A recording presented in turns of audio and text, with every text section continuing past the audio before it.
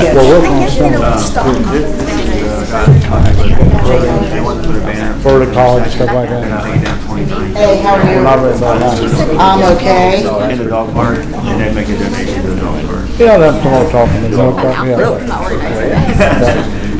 That's how much. That's a donation. Yeah, we'll talk about it. This ain't, they're weird. She hasn't done it.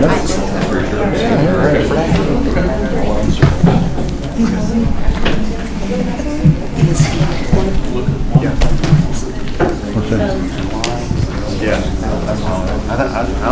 They're coming up and racing. Oh, okay. As soon as I walk that back door, I figured I'd take it. I think so. No, wait. I gotta do telephone. Oh, I'm here. Is this one Board of Works, Kelly? You told me to get in. Does that have anything on it? Yeah, I was out. Okay. I didn't print off that one. Is everybody here? Is that something you print off? No, Suzanne. Oh, yeah. Yeah, that's Here to help myself. That's possible. But who else signed it? Yeah, I do. I just got to get He usually passes it around. Well, he and Bill signed it, so I don't either. I know what they want. Wait a minute, where's my notes? They won't pay me for it. Wow, they won't pay me for it. They won't pay more work for it. Huh? No, she didn't have to watch it for a beer street. There is none. She said there was no agenda for yours whatsoever. Well, you should tell her. I don't care. I've already written my notes and there's nothing on it. Okay. New or old business there? Oh, you want to do it? I'll just go down there. Okay.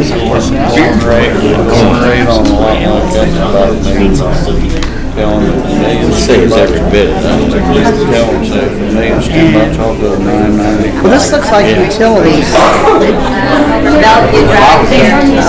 I'm gonna get Jared to sign that. I don't know.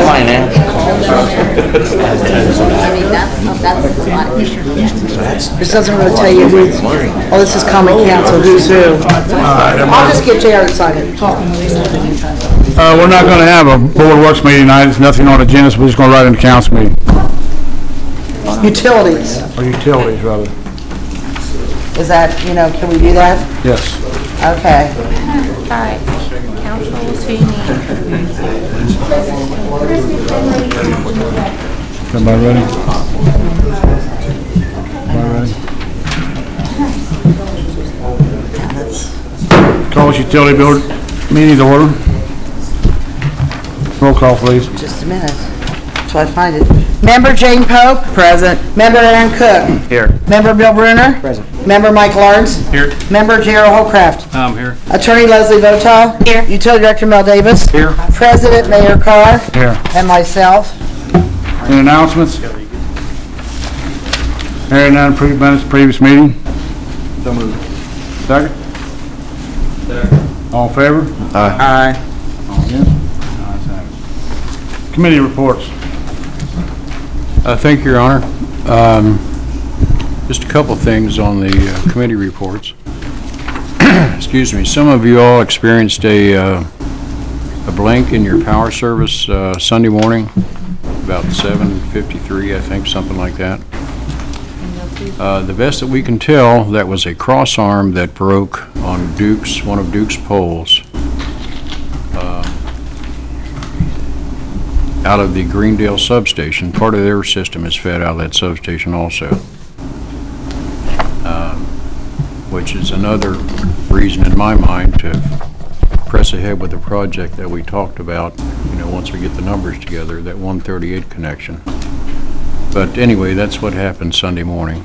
And the water company and sewer company were doing, again, routine maintenance projects right now, waiting on these bids to come out if they do, and that concludes my report. Speak up. That 138 line, that eliminated a lot of this, won't it? That should, Mayor, because we'll be in control of the maintenance of it. Mel, I can't hear you. I'm sorry. Yeah, you're not talking loud enough, Jared. I'm sorry. That's okay. It should, because we'll be in control of the maintenance of that, of the 138. It'll be our control and our maintenance procedures. How long was it out that day? Pardon me? How long was it out, How do you know? long? It wasn't out long. Long. It was out long enough to 3 minutes? Okay. Hours. 3 Not minutes here. in downtown Lawrenceburg. Depending on where you were. Yeah, not here. But it was enough to screw up everybody's clocks Yeah. and Computers. cause generators to start. I just screwed up And my clocks. in Hollywood, which I don't know if anybody cares, but it costs them a lot of money because then they have to get somebody in to recalibrate their slot machines every Oh. time that power blinks like that. And I don't know, I haven't heard of any other issues that I know of. Thank you, Mel. But I get a call from Hollywood every time it blinks. Yeah, how much money it costs us? Yeah, well, yeah. There's slot machines on. That's all I have under committee report. Okay. New business, Mel, advertising bid. Yes, sir. In your packet, you saw an advertisement for the 2 projects that I've been talking about. We decided to put them under one advertisement. Contract A is the high-pressure water main that we have to replace. Contract B is the sanitary line, force main. The reason we decided to advertise them all at once, if one contractor wants to bid both of them, that's fine. Or if 2 contractors get one gets contract A, one gets contract B, that's fine also. It just saves a little bit of time with the advertisements all. And I'm asking the board's permission to pass this along to Jackie and so we can get it advertised in the paper and get it bid. Any questions? Motion to go on out with advertisements. Your second? Second. All in favor? Aye. Aye. All against? Ayes have it. Any more new business, Mel? No, that's all, Your Honor. I'm gonna go back to committee reports. Streets, island, curbs, Aaron Cook. That's council, dear. That's right. Never mind. I'm not going back It's to under that. council. I'm jumping ahead. I'm going too far ahead. That's okay. That's Okay. okay, it's Monday. Any old business? Yes, sir. In your packets, you had a request from Cincinnati Bell for a amendment to our space lease. What this does, Leslie and I went through it. It's not any big deal, really, but anyway, what it does is delineates the amount of space they want to use in our building on Front Street for their equipment, and delineates the responsibilities for the lessor and the lessee. I don't know if you've had a chance to read it or not, but Leslie and I reviewed it. It's pretty straightforward. Any questions? There was nothing extraordinary. Any questions? The only changes that were made has been marked through with ink pen, like on page 6. Is it Exhibit C? Yeah, and it's only got one word marked through, and it's shall. That's Exhibit B. It said, Yeah. this just says it shall, at its option, may install HVAC equipment within the building. It's just a server that's gonna sit in there, that's a computer, basically. And it does generate some heat, but they think that with the current HVAC, system in there, it should be fine. But if they find that it's not, it's overheating or whatever, they can add more equipment at their own expense. So why is the word shall cross? Because at first they thought they would have to install the HVAC equipment. Now it just says at its option if they're finding that it's not running, efficiently. Okay. That's all. Because there's already air conditioning in the building. It's pretty much air conditioning, I think. Then the other big change is they want to put some monitoring equipment on our generator so that they know when it's running or if it isn't running. Because their equipment, I think it's got about a half an hour without power before it needs to have something going on. So. As far as the lease goes, at number 9 on number 2, on page 2, that's a memorandum of a lease because it's just something that gets recorded so other people have noticed that it's there. But that was really the only other change, so. Any more from board? I have something on your old business I'd like to. Well, you Let's finish just this finish first, this one okay? up first. I'm jumping Then here you too. can. Any more? Entertain a motion? I'll move. Second? Thank you. All in favor? Aye. All against? Thank you. The other thing that I had under old business was an addendum. There are 3 quotes in here to install the 3-phase power to that room that Bell is asking for. First quote is from Tri-State Electric for a total of $6,969. Second quote is from 3-Phase Electric for $5,540.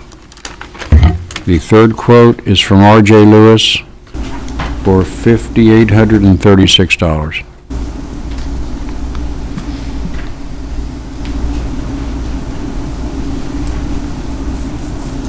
I have a question for Mel, if that's all right. Go ahead. Mel, I noticed the quote from R.J. Lewis is a lot more detailed. It is. It is. And without the detail, are we for sure everything is? Well, Because you're only talking a $300 difference, but every bit of details in this one, so I'm. yeah. Mr. Over doesn't go into great detail, but yeah, everything was laid out the same. So when whoever gets the work, we're going to hold them to what needs to be done with that project. 3-phase has done work before. They have, and so is Lewis, and so is Tri-State, actually. Any more from board? Entertain a motion? I think can I ask one more? I think we need to get more detail from 3-Phase. To spell out exactly what they're going to do. I agree with Mike. If not, go with R.J. Lewis. I can do that. They're a great company. Yeah. I can do that. Now, once he does that, do I go ahead and give it to him for this price, or? Can we make a motion that, to award it to 3-Phase Electric as long as his Scope of work. detailed list, Scope of work Yeah, is covering everything okay, that is in the R.J. Lewis? I mean, I assume it is, yeah. just R.J. Lewis was just very detailed with what they are doing. Okay, I can do that. Second. All in favor? Aye. Aaron. Karen, okay. Sorry. All against? Ayes have it. Mike, you said you had some old business? Oh, I just wanted to ask, at the last meeting, we talked just briefly on the Proximo, and I'd heard that you might have Oh, had yes. a meeting with them. I was just curious. The folks from Proximo and Rizzo Engineering requested a meeting with the mayor. We explained to them that we cannot fund that. We did offer to put one more stick of pipe on the end of that valve, to get it beyond the sidewalk. That's what's holding us up repairing the sidewalk right now. So we're gonna stick another piece of pipe, it's about 6 foot long, on the end of that valve. And that's it. So, I mean, how did they feel? Well, like you or I would if somebody said they weren't gonna give them any money, but they understood, so. But I mean, it's not gonna interfere. No. No, I took them a financial report and showed them the finances of the water company, and they understood. Any more old business? Review and discuss claims, board approval. So moved. Second? Second. All in favor? Aye. All against? Motion adjourned. So moved. Second? All in favor? Aye.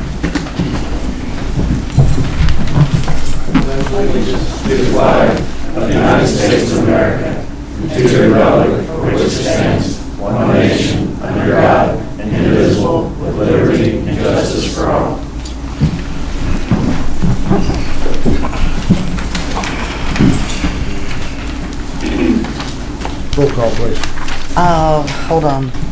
We're on council, aren't we? Okay. Member Jane Pope. Present. Member Aaron Cook. Here. Member Bill Bruner. Here. Member Mike Lawrence. Here. Member J.R. Holcraft. Here. Assistant Police Chief Mike Lanning. Here. Fire Chief Johnny Tremaine. Here. EMS Director Bobby Mills. Attorney Leslie Votal. Here. Utility Director Mel Davis. Here. Mayor Dennis Carr. Here. And myself. The announcements? Yes, Mayor. I'm going to announce for CASA, Citizens Against Substance Abuse. They're sponsoring a movie that's called Anonymous.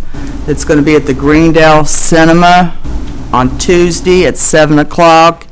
It's about 23 million people in recovery and how those 23 million people in recovery can reach out to let other people know that are out there still in addictions and in alcoholism, that there is hope and there is help. I recommend that everybody attend. You're supposed to RSVP, and you can RSVP at 532-3538. But our city, our county, drug addiction, especially with heroin at this time, is just overwhelming. I think it's affected just about every family. 532-3538, and I hope the mayor and the council's in attendance too. Is that tomorrow night? Tuesday at 7. Tomorrow night? Yes, Okay. at the Greendale Cinema, and it's free. Okay. One next? thing. Go ahead. Mayor. I just wanted, in case everybody wasn't aware, and maybe somebody in the audience, that the Lawrenceburg High School was denied their $1.2 million grant from Hollywood Casino or Penn National Gaming to help with the gymnasium. We're gonna have to move the council meeting too. It's a holiday. The next meeting we'll have to move it to Tuesday. Yeah, that's what we usually do, Okay. Third. unless someone wants something Okay with different. everybody? All right. Any more announcements? Is that the third?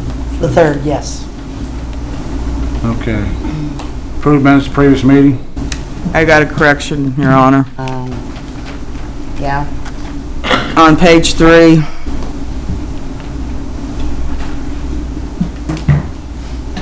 about the 6th paragraph down, it says, Jane said this money is only for the movie theater, so how do you handle the Eagles and bowling alley? I did not make that statement.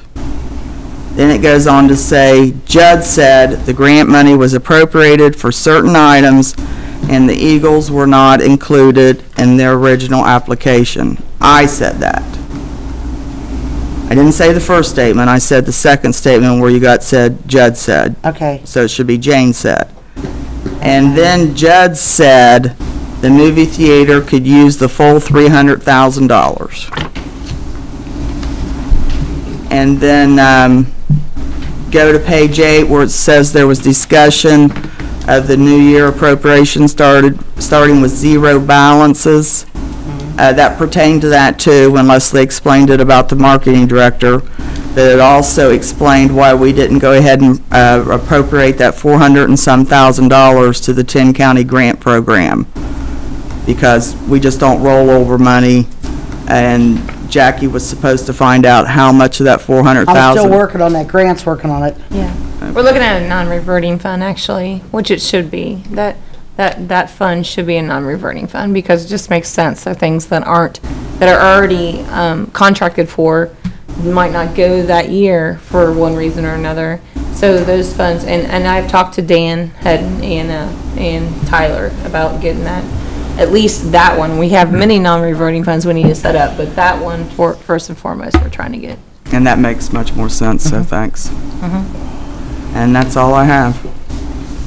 Okay. Need a motion with the corrections, please. Need a motion with corrections. I'll make a motion to accept the meeting with the corrections I stated. There a second? Second. All in favor? Aye. All against? Ayes have it. Committee reports. Yeah, you can go to Think street. I can do that now? Yeah. Streets, alleys, curbs, Aaron Cook. Just one thing, Your Honor. I was just wondering if anybody knew an estimated completion date for the Tanners Creek turning lane would be. About 2 weeks. 2 weeks. That was all I had. Oh, yeah. Finance, J.R. Holcraft. I was out of town, but I think Mr. Brenner went over. Yeah. I reviewed the claims and everything looked in order. Okay. Fire Department, Bill Bruner. No report, Your Honor. Okay. Police Chief. Just a couple things, Mayor. Just like to make an announcement that Channel 12 was at the police station today interviewing Detective Shepard. He came back from Belfast. I'd like to announce that he went over there and competed in the World Police and Fire Games and took first place in his weight class in the bench press competition over there. So right now he holds the gold medal for the World Police and Fire for his division. Wow. Good for Awesome. Good for him. Yeah, that was going to be aired tonight at 6:05 on Channel 12. So they We're came in here. today. It's already over. Yeah. But that's good. That's really good. him. Great. Maybe Yeah. someone DVR'd it. The other thing, Mayor, last meeting, Mr. Bills came in and was complaining about people going up and down 6th Street the wrong way, speeding, and that he had tried to contact an officer or had come to the station to speak with officers, and nobody would ever talk with him. I'd like to go back to here. I got a report here from Mr. Houston, Officer Houston, on the 27th of July, where he spent 35 minutes speaking with Mr. Bills about people going the wrong way on the one-way. For the last 2 weeks, we've also had the speed limit sign up over there. I will get that report back to you as well. But I'd like to just clarify that Mr. Bills, there has been officers over there speaking with him, and that we have been in the area monitoring people going the wrong way and running the stop sign on 6th Street. Thank you. Mayor, may I ask him a question? Go ahead. How's the foot patrol been going down at the skate park?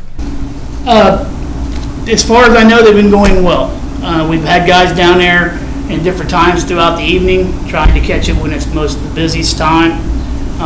So right now, I think that it's deteriorated a lot because kids are back in school, but also with the presence of officers being down there, I think that's helped out a bunch too. Thank you. Can I ask him a question? Go ahead. Mike, did you get any numbers on up at Tower? You were setting up the... I do have the numbers. I didn't bring the printout with me. I'll have it for the meeting on the 3rd. George Street Park staff meeting today. I guess it's out of hand. They're destroying everything over there. They've stepped up patrols over there. I sent out an email today. I got word from Mr. Canoe this morning, and I sent out an email to all the guys today to up patrols over in the George Street area, St. Clair. My understanding is that it's some juveniles coming from over the other side of the levee, Right. and so we're trying to get things taken care of there. If they don't, we'll lock those restrooms up.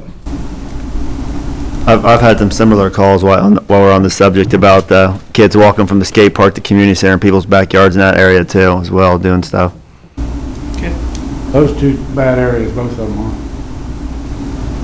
How about patrol at Low Hill Park? I don't really want to mention what I heard's been going up there. You probably know well, Jackie said it. Yes, ma'am. Sex. Drugs. I don't know about the rest of it. So how well is that park being patrolled? Usually the guys on night shift usually make several rounds. I know last night Officer Martini was called up there on some suspicious juveniles up there as well. But of course, when he got up there, they were gone. Also be aware that there's hundreds of trails back in them woods that go for miles. So once they get on there, you know, it's hard to say where they go. But we've been trying our best to get up there.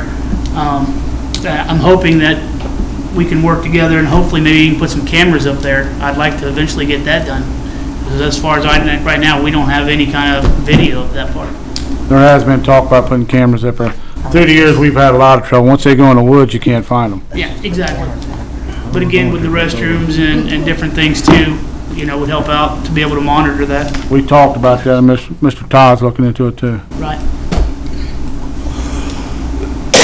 Okay. Fire Chief John Tremaine. No report, Mayor. EMS Bobby Mills. Yeah, we had 124 calls in the month of July. And also, I just want to know if this would be appropriate to ask for a reschedule of my work session. I forgot, that's my fault, and I apologize, Bobby. 5 o'clock on the 3rd. That'd be fine. On the All right. 3rd, okay. Already something? No. That's just our, Am I that's where we're thinking gonna move the about, meeting to. am I thinking about next Monday? I think there is some, isn't Next there? Monday? The 26th, yeah, there's Yeah. something next Monday. Hold on. Thought there was something on that. Redevelopment. Yeah. Redevelopment. Development. Third would be that Tuesday, maybe not. Oh, yeah, maybe. I think you're I right. mean, we can do it before that if they want. Next Tuesday, we've got BZA here. I know, I moved you out, sorry. 5 o'clock, Bobby? 5 o'clock? Yeah, on the 3rd. That'll work. I will make sure I take care of it. Sorry, September 3rd. I'm nuts these days. That happens. I know, and I gotta talk to you tomorrow too. That's just a work session, right, Yeah, work Bobby? session with the Board of Works, right? Yeah, okay. Okay. New business. Mayor, Yes, go ahead. something real quick, Go ahead. under announcements. I did, after the last meeting, I did make contact with Dave Rudisell about the Lawrenceburg Speedway and the after hours, and he said that the time is 11:59, that the last race can start. And he said all of his races are on computer of when they start. He said they have raced after midnight, but the race did start before midnight. So just so everyone knows, but he said every race is basically It's on the time stamp. right. So just for everyone's information. Was that always midnight, or was it 11? I think on the last, well, I think it's when we negotiated, we negotiated with RPM was when that time changed. Because it was 11 o'clock. Yeah. When he has a big race, sometimes it causes it's gonna run a little while. He did admit one time, I think, this year, he ran on the start. If you live in Lawrenceburg anytime, that's always went on. Or Greendale. That's the sounds of our city. That's the Greendale Music too. my ears. You can hear it. I don't- People in town, that's what I the best like part of it is. Right.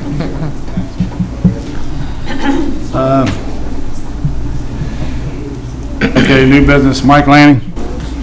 Appropriation funds for new hire. I screwed up again, so we can't do that. No, it's, what I found, Jackie, was that the Board of Works did pass it. He just didn't bring it up during the council meeting last I didn't time. advertise it, hun, which is a biggie. Well, That's as my far as problem. as far as the new appropriations. Oh, okay. I mean, but Chief, you could go over, because this did happen to the Board of Works, and I found where you requested permission to move forward with hiring a new part-time clerk and move forward with the hiring a full-time police officer. okay. But, so, I mean, I guess you could at least let them know, so if you want to bring it up, or we're going to have it before the 3rd, you know. No, it's not gonna be before the 3rd, because I It's gotta gotta be 2 weeks advertise, I out. need 10 days. Okay. No, I need a bunch of stuff. But, that might be something you wanted to bring up to council now, to let them know exactly what the reasons are, if they were not here during the last Board of Works meeting. And just like I brought up to the Board of Works, just requesting that, you know, funds be appropriated for us to hire a new officer. We lost one of our officers over to the Special Crimes Unit, and he was never replaced back on the road. With that being said, we've, been paying out quite a bit in overtime. We've got guys that have 3-4 weeks vacation that we're trying to cover on our schedule. The contract states that we have to have 2 guys on at all times. So sometimes that gets a little thin. My hat's off to my guys because, again, they've been busting their behinds to try and cover the schedule as best they can for me. So with that being said, I'd like for you guys just to take in consideration once we advertise it or whatever needs to be done to help me and help my guys by hiring another warm body to replace someone that has not been replaced. Can I ask Mike? Sure, go ahead. A couple of questions. How many officers does Lawrenceburg have? We have, Counting the chief and assistant chief. it's considered 21 sworn officers is what we have. And how many hours of overtime being worked a week? I'm sorry. How many hours of overtime are being worked a week or month? Or? Well, let me I thought I heard you say something at the Board of Works. I want to say 60 hours, but It wasn't. It's actually what we've paid out as of what I had here as of June. We had paid out almost $60,000 in overtime. Just last week, the 13th, 14th, we've paid out, let's see, 10, 20, 30 hours. We had 30 hours posted just last week. The week before, the 10th and 11th, we had 20 hours. 3rd, 4th, and 5th, another 30 hours. July, 10, 20.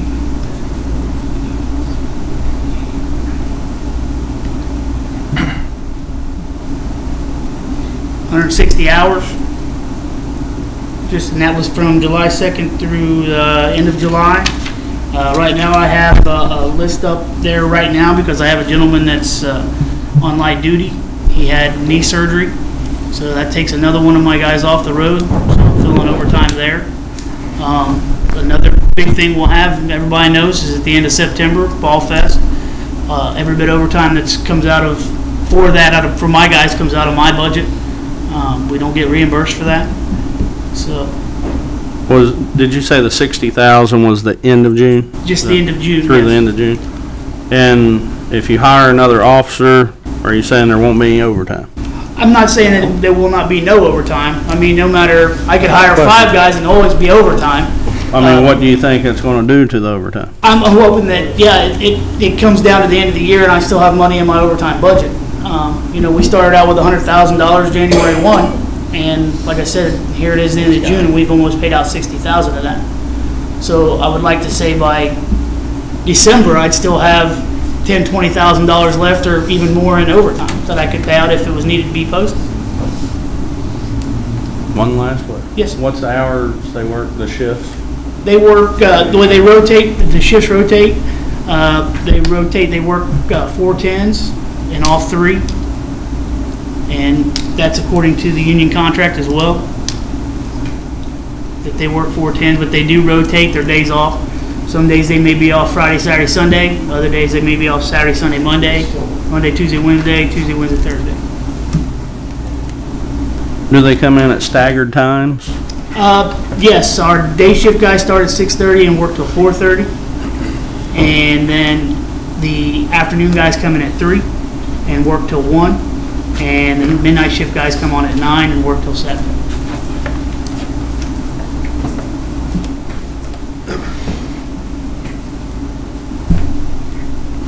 Thanks, Mike.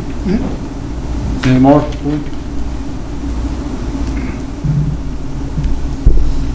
Any motion? Motion to move forward. No second? Second. All in favor? Will we move for the motion to advertise the appropriations? Yeah, I guess. Okay. Chris, a second. No second? Second? Yeah, Jared did. Jared did. Yeah. All in favor? Aye. All against? Aye. Roll call, please. Okay, Jane, No. Aaron, Yes. Bill. Yes. Mike. No. And JR. Yes. Okay, it passes. Ayes have it. Mayor, may I ask Jackie a question? Go ahead. I got those numbers for you. You do? Uh-huh. Thank you. I just hadn't, you were out in the, I just hadn't gotten to you. When you make the appropriations, can you separate the part-time clerk from the police officer instead of make it one appropriation? The only thing I did, and the only thing you asked for was a patrolman. Well, I'm saying when you bring the appropriations back to us to vote on. They will be 2 lines. will You want they- 2 different will there things? be, yes, 2 Okay. separate things to vote on. Okay, right. I can do that.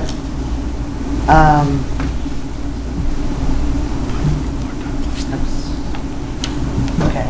Okay. Paula Bruner, Tri-State Eating Disorder Program.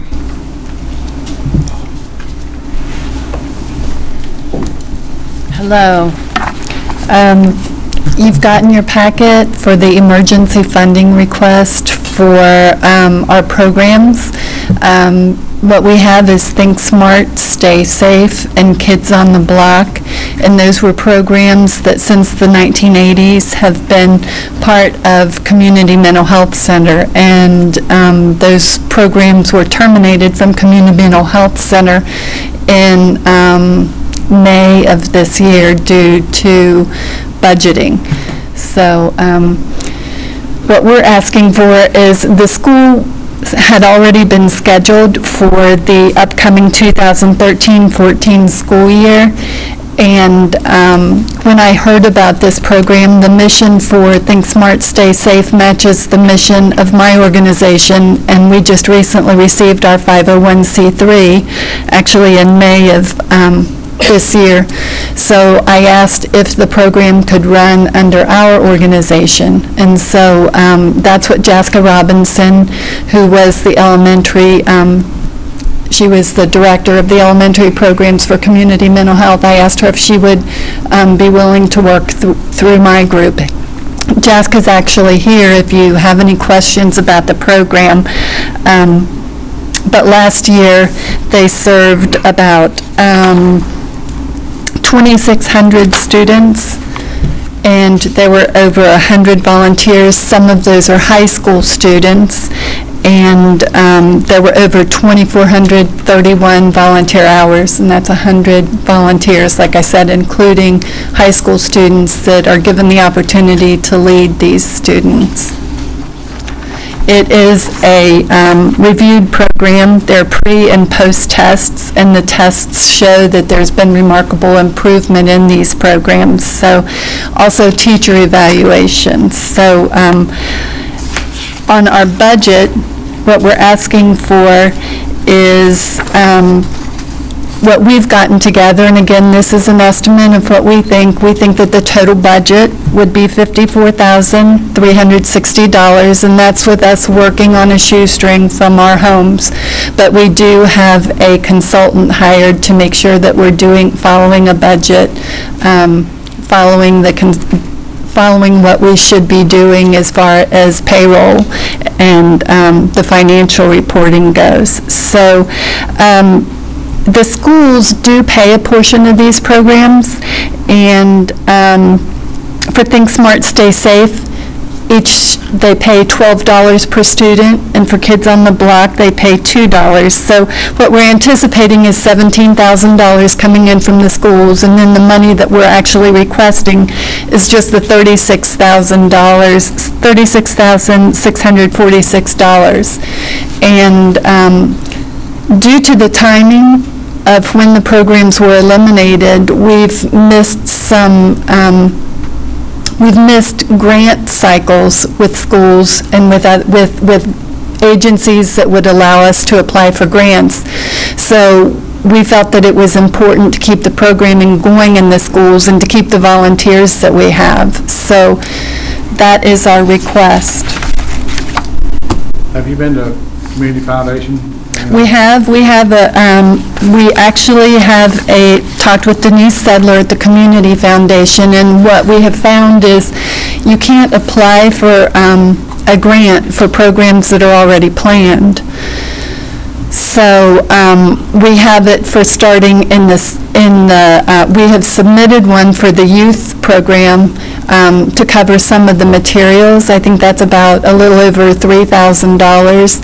However, we won't hear about that for a while, and there's no guarantees that we would even receive that funding. But for next year, before you plan, you can go to the foundation and submit grant money. We can. I see there's 17 different schools on here. Have you approached any other entities about donate funding?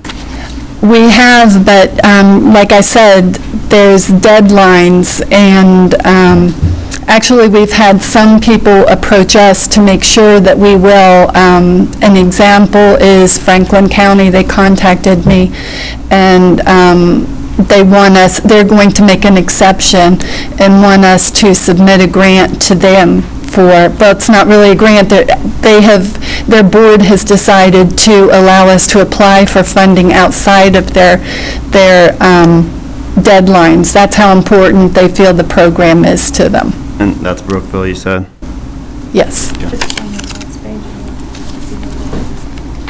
And if I'm correct, Community Mental Health sponsored this program, and they cut it from their budget, is why now they're going to go through you to continue? Well, I asked Tom Talbot to come to this meeting so he could answer questions for Community Mental Health. I'm really not familiar with how their funding worked, and I'd rather you hear directly from him how the funding worked. I did hear directly from him. Is he here? Yeah. Yes, we had a program at Community Mental Health Center called our Directions Program. The groups that Paula was mentioning, Kids on the Block and Think Smart, were two of a total of 5 different programs that we had in these classes, and ranged from, say, the 2nd grade all the way up through high school grades. And they're really essential health promotion, health prevention, psychosocial kind of issues that we're teaching our young kids in our communities. We're teaching them about physical abuse and sexual abuse. We're teaching them about the ills of tobacco. We're talking to them about sexual abuse, dating relationships, and domestic violence. Now, those things are real key things, as you can well imagine, that kids need to learn about. And that's something that our organization, Community Mental Health Center, did for, since the 70s, 80s. And we've had our budgetary issues in our organization, and we had a $500,000 budget shortfall, and we had to cut some programs. And this was one of those programs that we tried not to do, but from a business standpoint, we had to cut some things. And that was one of the programs that fell under that axe. We still continue to do the programming for the upper grade kids in high school, the sexual abuse, the domestic violence, and the dating relationships. This community is lucky to have Paula's organization to step up to the plate, try to pick up for the younger kids to talk about physical abuse and sexual abuse. And I think that they'll do a great job doing it. The figures that she gave are the figures that we have too. And all the budget kind of cycles that go on with the grants is their reality also that they're having to face with right now. Question, Tom? I have a question for Paula. Go ahead. If nobody has one for Tom. I have one for Tom. I didn't get why the Tri-State Eating Disorder Resource Team is teaching kids about child abuse. I couldn't figure out the connection. The programs that we have are set programs, or nationally recognized programs. We've given them the materials that we had. They have the resources. Jessica has been teaching this since over 20 years. Over 20 years, and she's still going to be overseeing that program. And and the volunteers who are doing it are also going to be the same volunteers. If I could answer that question too, where that ties into Tri-State Eating Disorder Resource Team is our mission is highly focused on prevention. And that makes us very attractive to organizations that are giving funds also, like the Health Foundation of Greater Cincinnati. So there's, you hear averages all the time, but approximately 60% of the kids that are abused as children go on and develop an eating disorder. So that's why I'm highly interested in programs that would prevent that. My question is, if you got a quite a bit smaller amount of money, can't you start and go visit other cities and towns for funding? We can do that.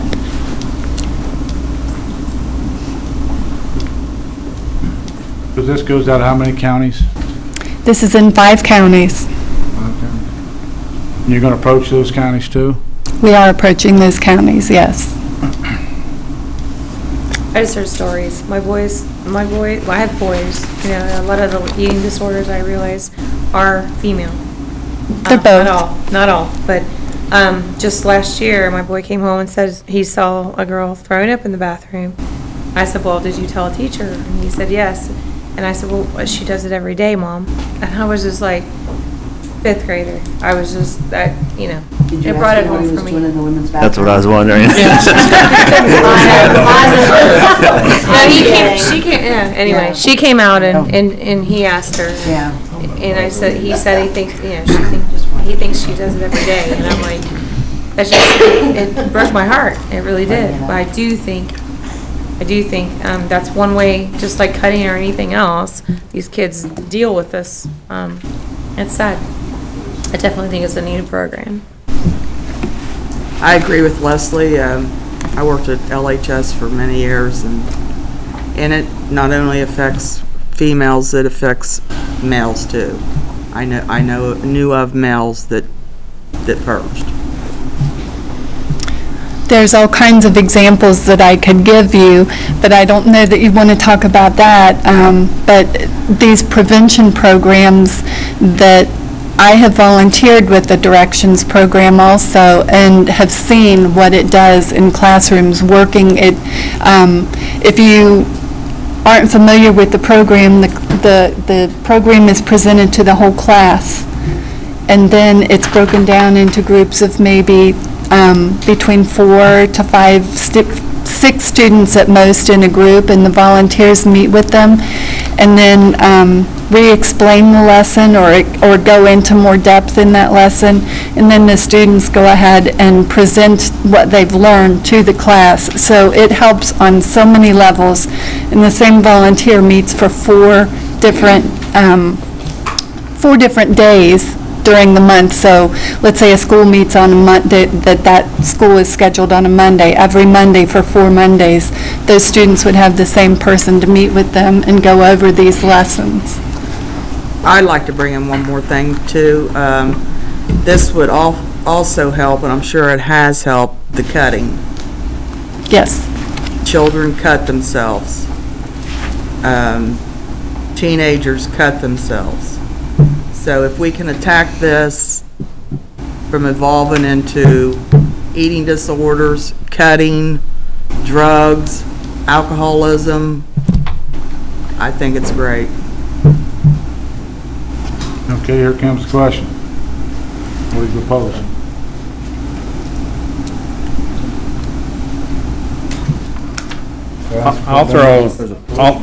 Can I throw a motion out there? Go ahead. I'm sorry. If I can find it. Yeah. We've got some brochures here. I'd really love for you to hear from Jessica to hear what the program actually is. May I give you these? Yes. Sure.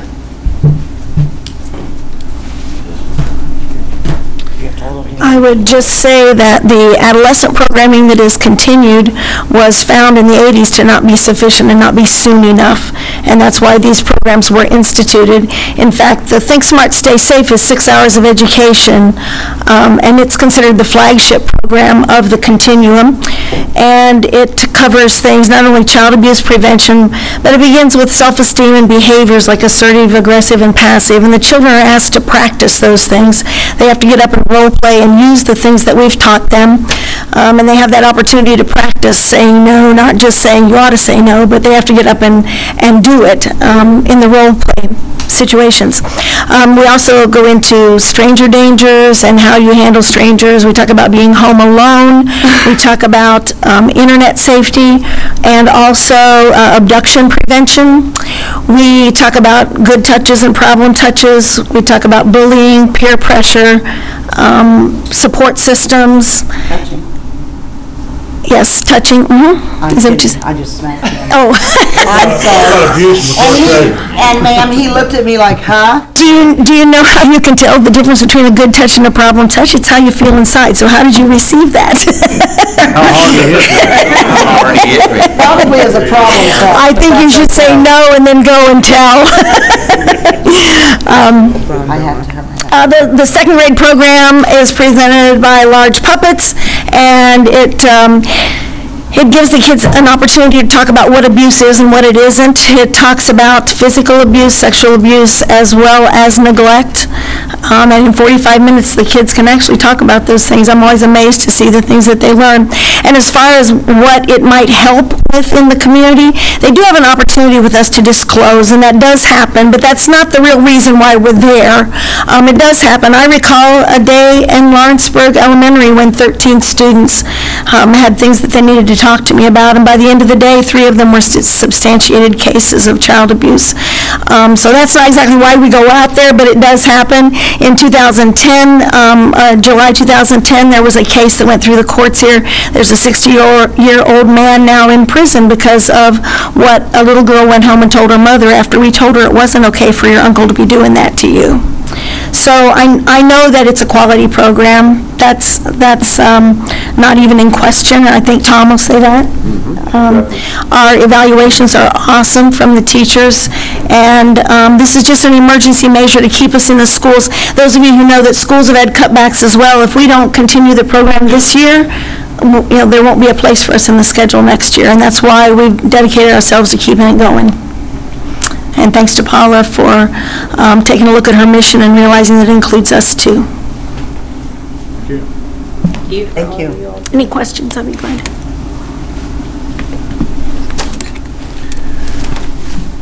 Now comes back to the question. Oh, you want to throw that motion out there now, Mike? Yes, I'm just doing a quick bit of math. Okay, that's fine. Ma'am, I support your program completely, but also at the same time, Lawrenceburg can't continue to fund all the programs that they fund. And I hope that other communities will get involved and maybe also consider going out to businesses in those communities for some donations.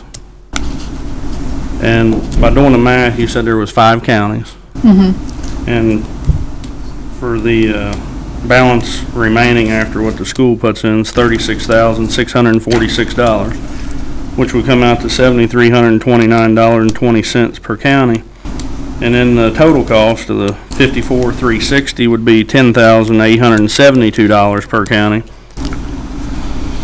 So I will make a motion for this, that this council give $10,872, which is more than a fifth. If we could point out one thing, you're saying that and you're splitting them up even. These counties aren't split up even. Half the kids that went through this program are from Dearborn County. Got the numbers right here. I can show you every kid that went to every school and every program. So it's not an even Steven kind of thing. Switzerland County had 104 kids participate in the program. Dearborn County had 1,200. That's a 12-to-1 ratio. So you can't be splitting it five ways even, in my opinion. Can I add something to that, Mike? Yeah. Can we set a set amount that we can agree upon as a council and mayor, and then you go back out there and try to get what you can get, and if you can't come up with it, can we all agree to make up the difference?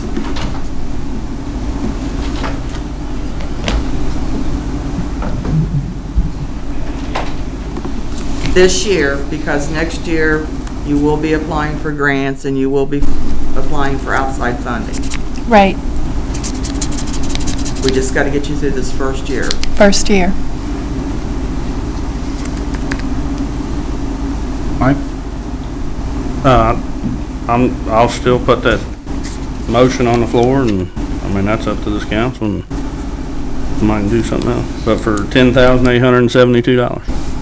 I have a motion on the floor. Do I hear a second? I'll second.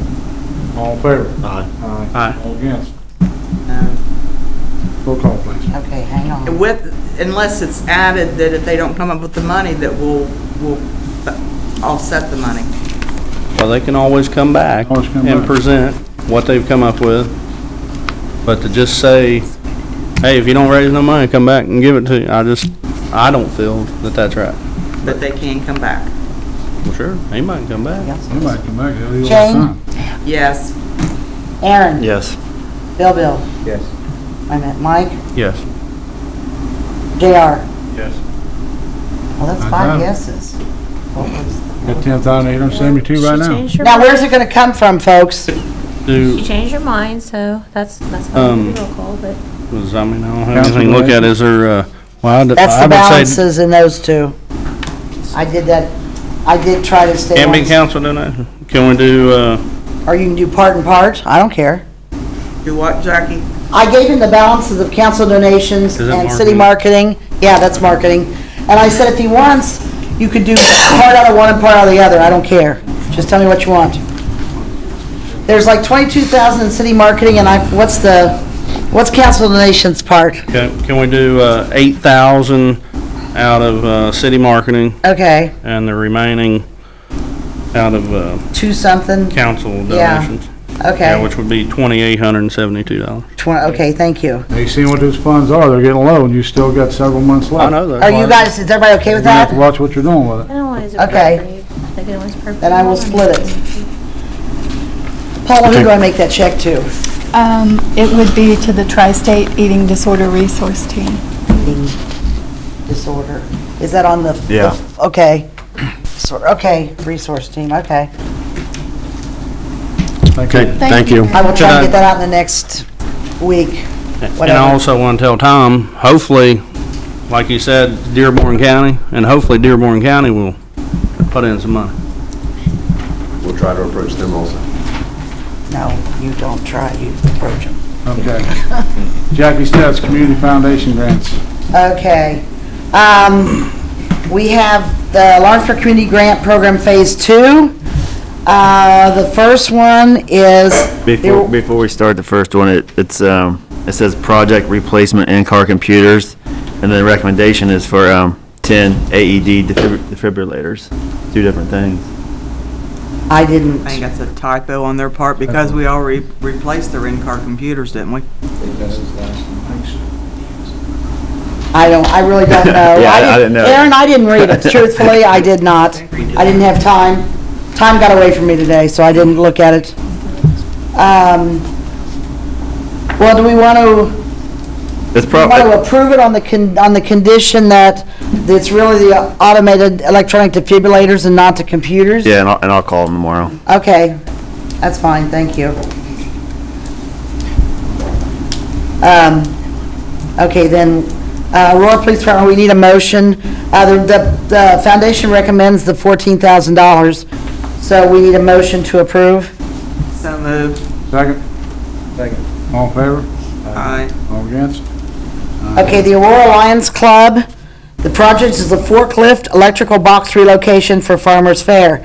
The requested amount is $75,000. The foundation recommends $37,400 for the following items: $25,000 for a forklift, $2,400 for the electrical box relocation, and $10,000 for Farmers Fair management.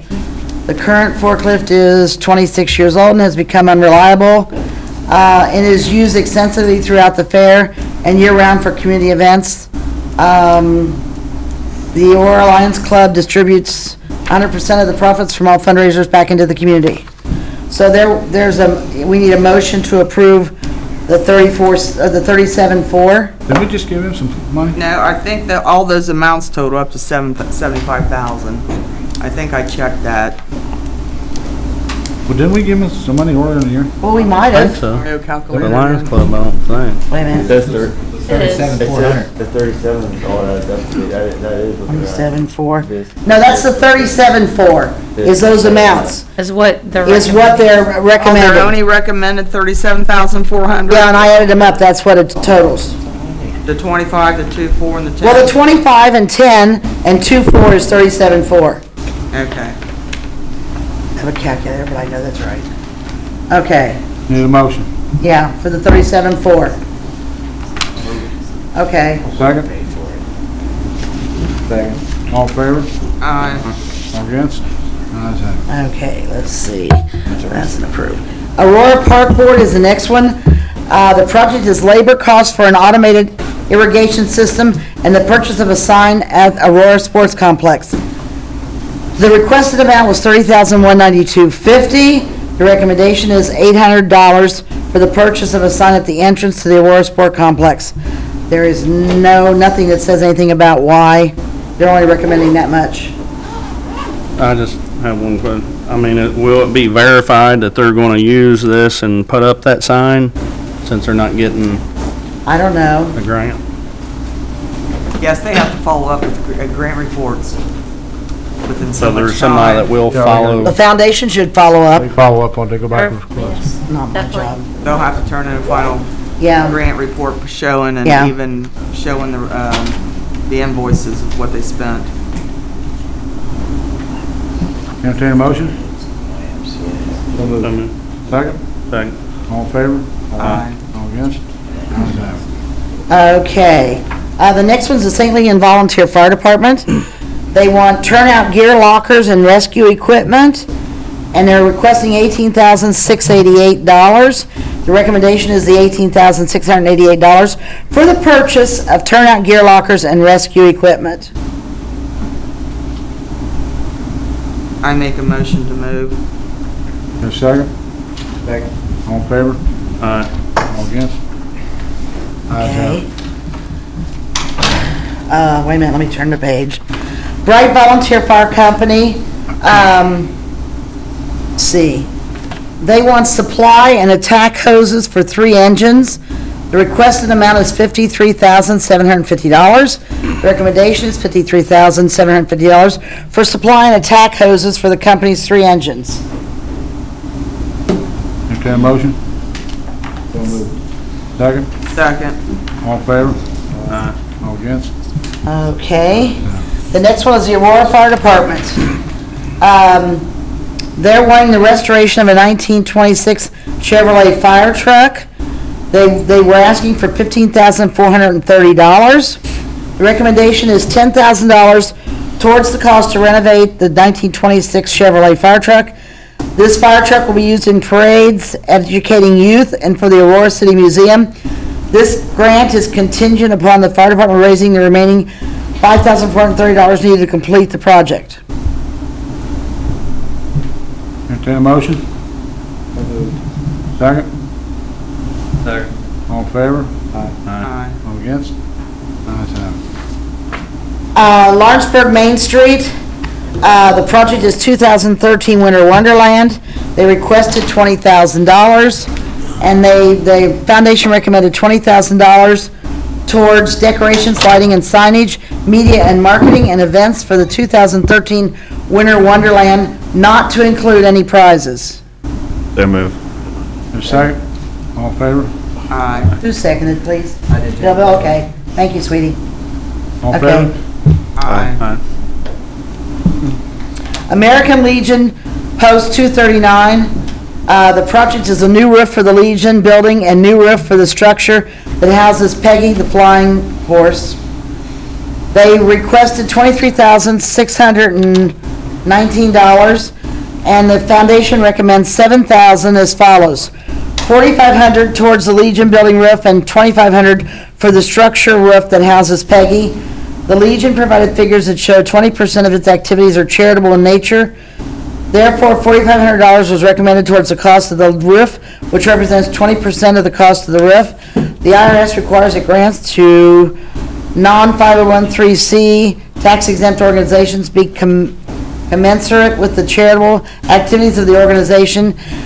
Peggy is a historic community structure, and therefore it was recommended to fully fund the roof cost of this structure.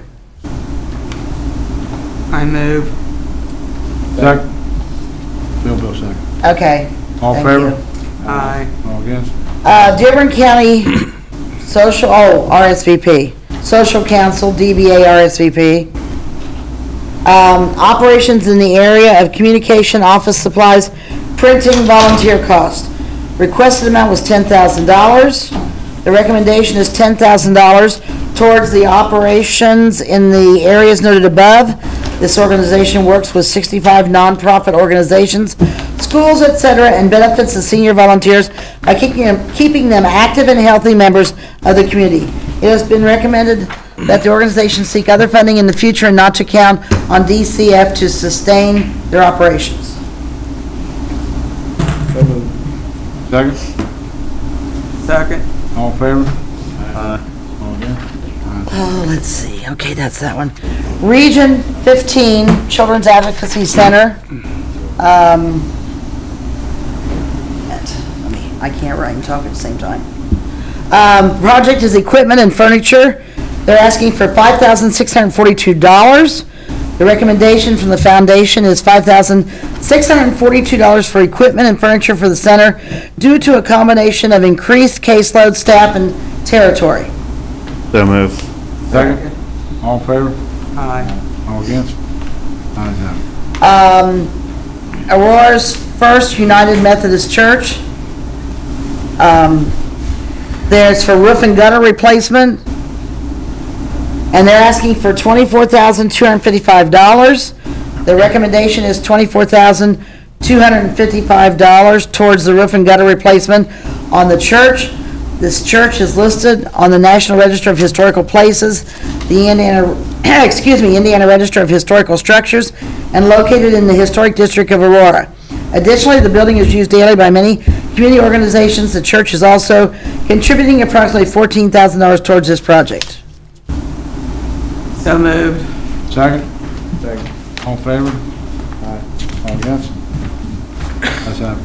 New Horizons. Project is air conditioning in the pre-vocational work area. The amount they're requesting is $50,000. The recommendation is $50,000 towards the purchase and installation of air conditioning in the pre-vocational work area of the building. There are approximately 51 individuals with intellectual and developmental disabilities, as well as 67 staff that live in Dearborn County that work at New Horizons. This recommendation is a proportionate amount to the number of Dearborn County residents served. Entertain a motion? Second? Second. All in favor? Aye. All against? Ayes have it. Before we start this next one, it says, this equipment will aid in the anticipated 60% increase in volumes generated by the curbside recycling programs of Aurora and Lawrenceburg. Does that mean Lawrenceburg's going to be getting curbside recycling started soon? We're going to start it, but it don't have anything to do with us. Because I don't have any curbside recycling at my house. It hasn't started yet. Well, he's got a good point, Mayor, because it said the equipment is for curbside recycling in Aurora and Lawrenceburg, so. Increase in volumes generated. It means anticipated. They're thinking that 60, if they're gonna come pick it up at the curb, then there's gonna be a 60% increase. This says recycling program. This doesn't say trash. Right. We're going to pick it up. They're going to take it out to them. I don't know if that's what she's adjusting for us to take it out. I see what you're saying. Yeah. They probably mean recycling programs, We're working on a recycle program. not curbside, but you know what I mean? Yeah. Because there are people like me that actually take them. Yeah, I take it to the fairgrounds, but usually it's dumping all over the ground. It's full Right. anyway. Right. But we're working on that, Aaron. We gotta do some, So they're actually asking for machinery? Is that what? well, what it is the capacity they're gonna get. We're hoping this gets big. I imagine that's what it is. I'm not sure. Well, it's for the purchase of a horizontal baler, conveyors, sorting belt, claw attachment for their skid steer, and a cargo trailer. Well, the baler is, we give them a lot of cardboard. That's probably what that is. That saves us a lot of money. We were spending a 3-hour drive to get rid of our cardboard, and what's cost us fuel and our maintenance on the truck, and the employee too was losing money. So we give it to them. It's not going to cost us anything. We didn't anticipate 6 months. This is saying it's going to be, they're anticipating more recycling due to the curbside program. Yeah, I was looking at that, like, It's I hard- don't have it in my At first, when I house. read it your way, and then I read it again, but I'm really thinking that it's just, But that's it what we're just gonna means take that it's over going to, recycling. if people can just take it out to their curb instead of having to take it, wherever else, it's going to be more, I would hope. People will recycle more. Does that answer, Karen? Yeah. Okay. Entertain a motion? Are they gonna do it for businesses too, do you know? They will? We will. Just be, Be okay. business and residential both, but we got to change some ordinances, things Yeah, like that. okay. Matter of fact, we're gonna go out to bid here shortly for the new, trash truck too with the automatic arm. We got the specs pretty much done, it'll be coming back out to you. We saved already, what was it, $300 a week on fuel. Just one truck. What's a new truck? It's working pretty good. Motion. Entertain a motion? Motion to approve. Second?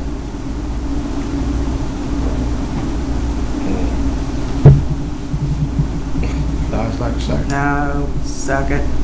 All in favor? Aye. All against? Aye. Roll call, please. I'm going to. Jane? Yes. Aaron? No. Bill? Yeah. Okay. Mike? I abstain because I do some work for them. Okay. JR? Yes. Okay, so it's still 3 yeses. Okay. And that is it, folks. Pat Crider, request for ice rink proposal.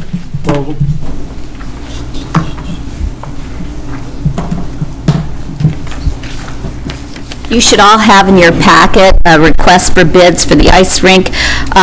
Since those were put in your packet, we've made a few changes, additions. First of all, in the first paragraph, it's an 8-week period. It's not a 6 to 8 week period. About a third of the way down, where it talks about a 200-ton chiller, it says 200-ton chiller or equivalent chiller with the capability to produce and maintain ice on a consistent basis throughout the season. If they can do it with a smaller chiller, that's fine. Let them make that determination. 2/3 the way down, it talks about setup, labor, and equipment necessary for assembly and preparation, and then tear down and removal within 10 working days of the rink closure. At times, they've been a little slow in that, so we want to make sure that's done in a timely fashion. Is it supposed to say 10 days, Pat? Yes. Okay, Removal I'm sorry. within 10 working days. Okay.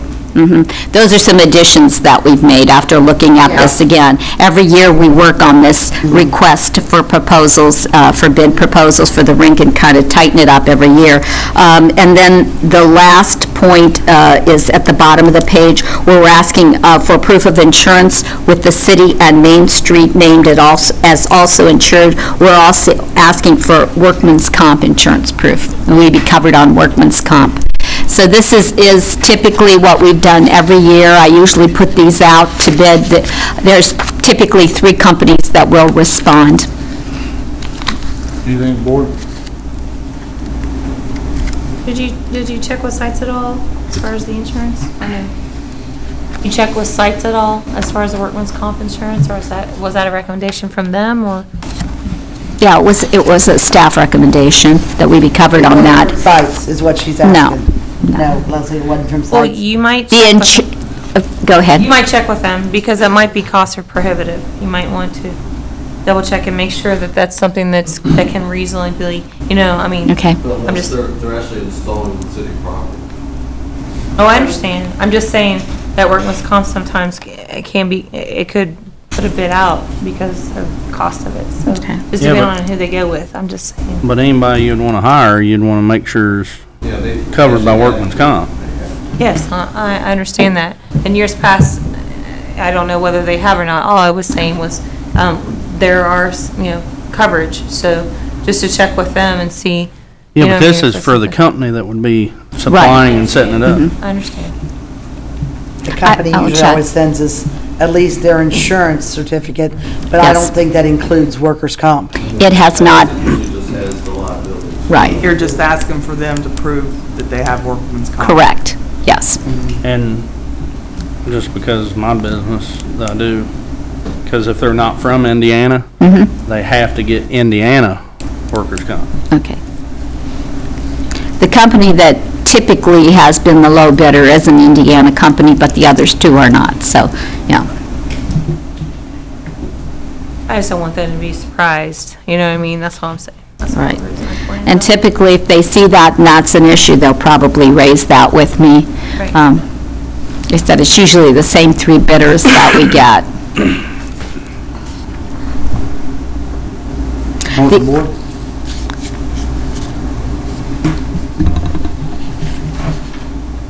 We also added this year that, that last $3,000 of the contract amount will be retained until the rink is disassembled and removed. In the past, our payments have been in two installments, one when the contract is signed, and the second one when the rink is installed. By holding back the $3,000, then we assure that it is done in a timely fashion.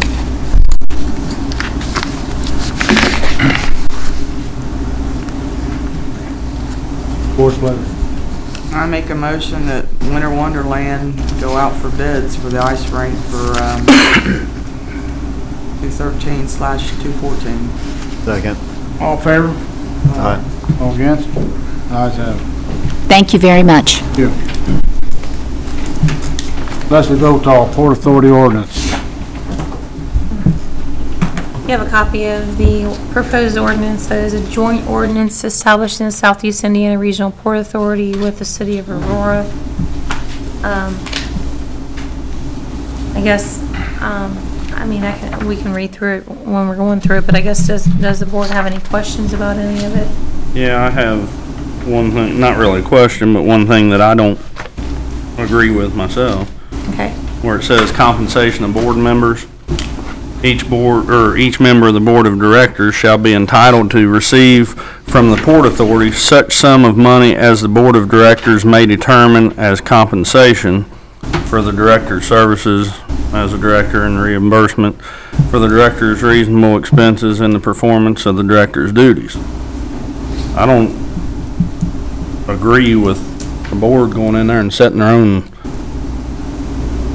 pay. If the door is wide open for them to go in and set their own salary. I mean, if they go in there and set that they're each going to get $25,000 apiece to sit on that board a year. You want on it? I think it would, no, I don't want on it. I want to be as far away from it as possible. But I think that there should be a amount set for it. See the statute. Hold on, I'm looking at the statute right now. Well, I know that that's written pretty much just how the statute is. Mm-hmm. But my understanding is, on anything, if you have to go with the minimum of statute, but you can always make it more aggressive. Now, the two mayors will not be paid.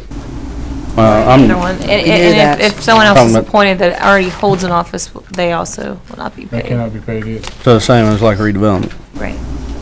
I just don't think that board should be setting their own salary. And then the only other question I had was, is the hopes that this Port Authority will come up with their own funding and not rely on Lawrenceburg? Mm-hmm. It is, part of what I understand about it, because this is a new concept, it's not something, but saying the City Rising Sun, they are a totally independent board, and down there, just for instance, I'm not saying this is their only funding, but they have all the dock systems that they have, and they rent those out, and all the buildings that are connected with that are also rented out, and those are done on a yearly basis, so I know they receive those. Any type of big thing that might come through the port, there are rates and fees that can be established and charged by the port for those things. Obviously, at first, that's not going to happen until one's established, but I do know there can be some revenue from that, so.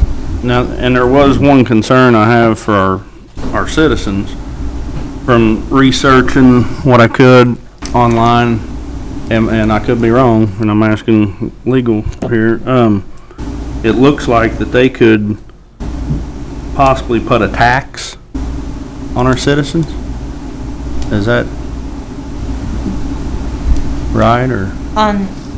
On someone that would use their services, I would think, but I don't, you mean a separate tax as far Tax as? on the community itself? Yeah, That's not. that's what just the way what I, They're established type of rivers. you know, because the way I took it, just like, you know, the LCD can have a tax on the citizens, and that's the way that I kind of took what I read, but, you know, I might not be right. So, I think that's something It just to does say- consider. I don't know if you're reading the same section, but I actually just turned to the page that had that on there. Well, I put in Port Authority, I can come up with all kinds of stuff. Right, it does say which are imposed or will be imposed, which were imposed or will be imposed upon the citizens, electors, or taxpayers of the municipal code. That's a very valid question. I can definitely check into it. It's, like I said, it's not something that, And if that is the case, I mean, can we put something in our ordinance that there can't be a tax put on our residents? Only within their jurisdiction. right. Yeah, it's just, I don't think there's gonna be a tax put on, because that's not what establishing this for. But I mean, but that would wind up being, that board, you know, could make that decision, you know, and then, this board is gonna take the heat for it. If you look at, and you can check this out, it's Indiana code, it's the 81053.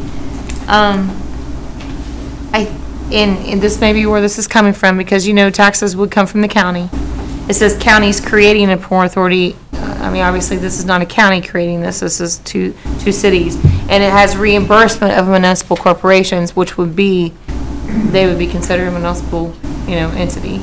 I think what this means is that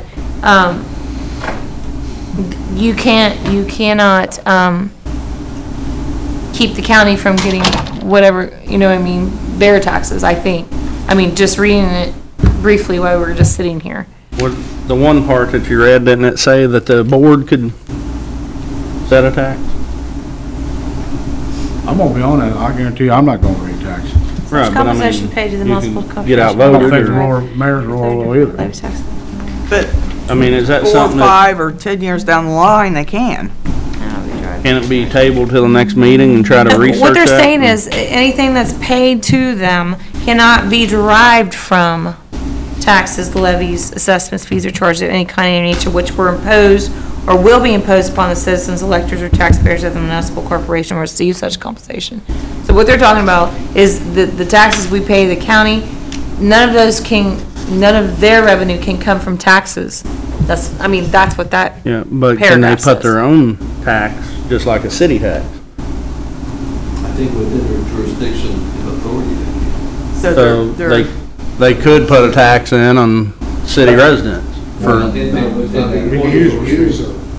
user tax is somebody that. but not just, you know, because I'm concerned that if they could put a tax on, User tax, that may come to effect, Just but that like would be, Conservancy. like say Wormies went down there and, you know what I mean, they might be able to pose a tax on them because they're, you know, on the land that they, right, that they. Could if they opted to levy a tax. so could the Port Authority do this? Because for many years, the citizens. Within the jurisdiction or the authority that they're established. That would not be throughout the. So what's their jurisdiction gonna be? It's not gonna be the Right. city of Aurora and Lawrenceburg, it's just gonna It's be the all the spot ter- they're at?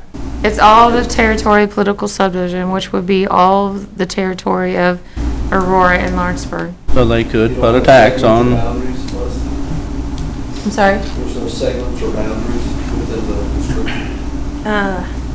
Jurisdictional area, it says the area of the jurisdiction of Port Authority shall include all of the territory of the political subdivision or subdivisions creating it and that facility that's owned by the Port Authority. and that's what I've seen, and that's the entire city.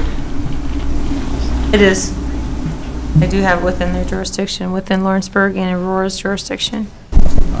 But I don't believe under the powers and duties, I know there wasn't anything about them being able to levy any kind of tax. See what I'm saying? I mean, Because that's my two, you know, the amount of money for the board members, and then, I mean, I'm really scared about the tax thing.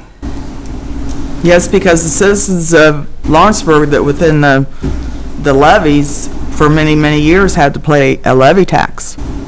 And fortunately, when the boat money came in, LCD dropped that levy tax. And we don't want a Port Authority tax. You know, what I fear is, you know, for them to get some income, or if their income's low, that they, you know, vote to put some type of tax on the people within that subdivision, which will be the residents of Lawrenceburg and Aurora. And can we agree between cities and mayors to maybe set the amount per meeting, like $100 per meeting ahead of time? So we'll know for sure. Anybody on there is gonna want, I mean, Probably none of them, you're gonna have professional people, or probably won't take any money at all. I mean, and I'm sure. But we don't want to leave it wide open. Can we put a cap on it and then let them decide?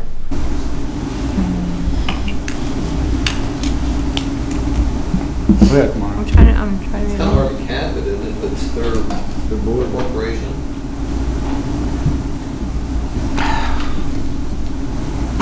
Any elected official owner cannot be paid anyway. Well, the money that they're generating, or their corporation through the board, I don't, or their board in line with stuff.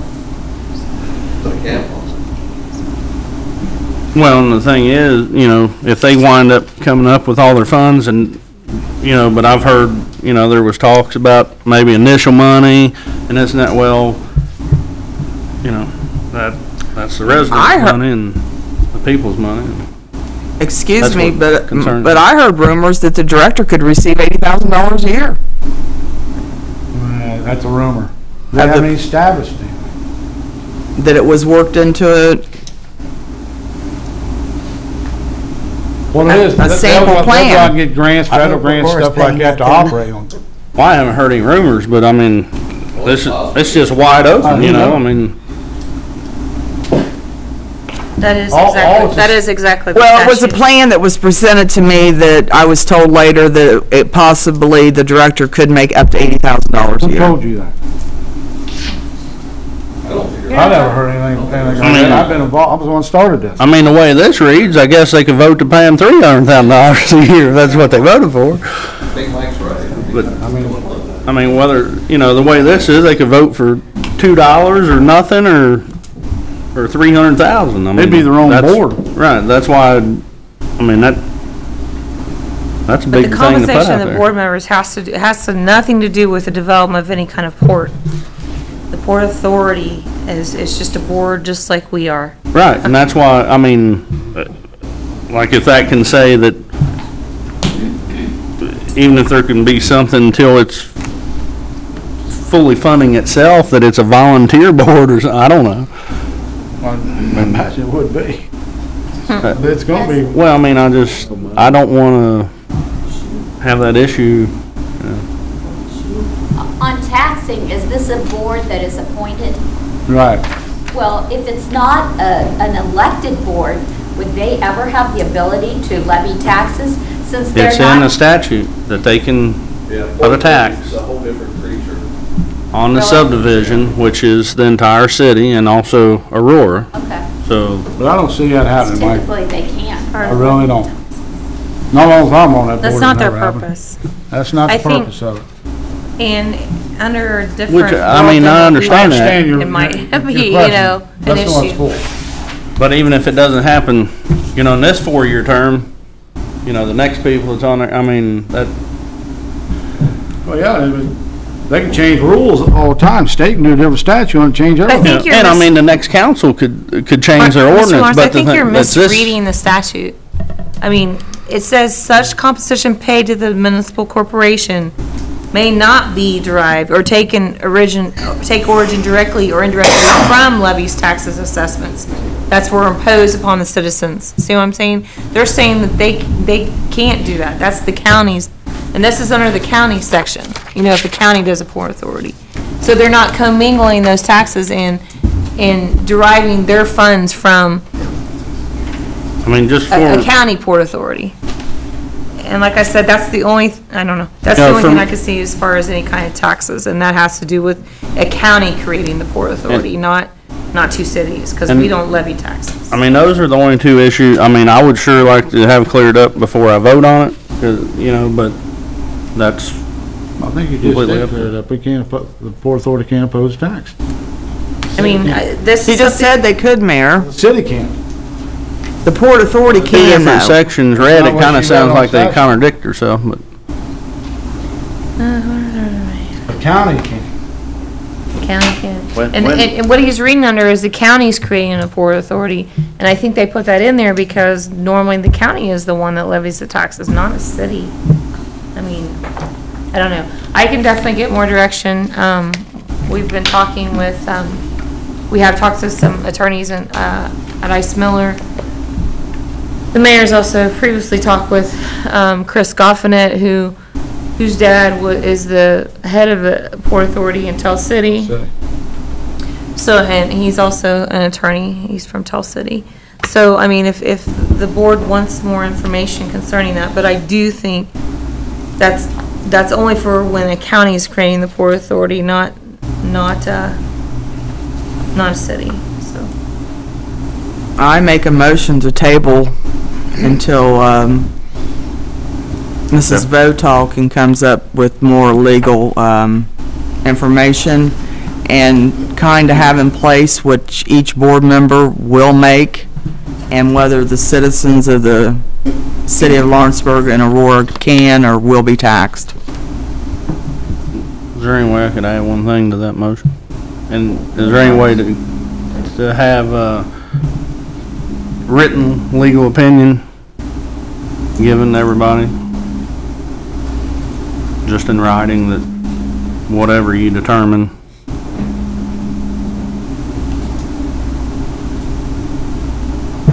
Got a motion on the floor, got a second.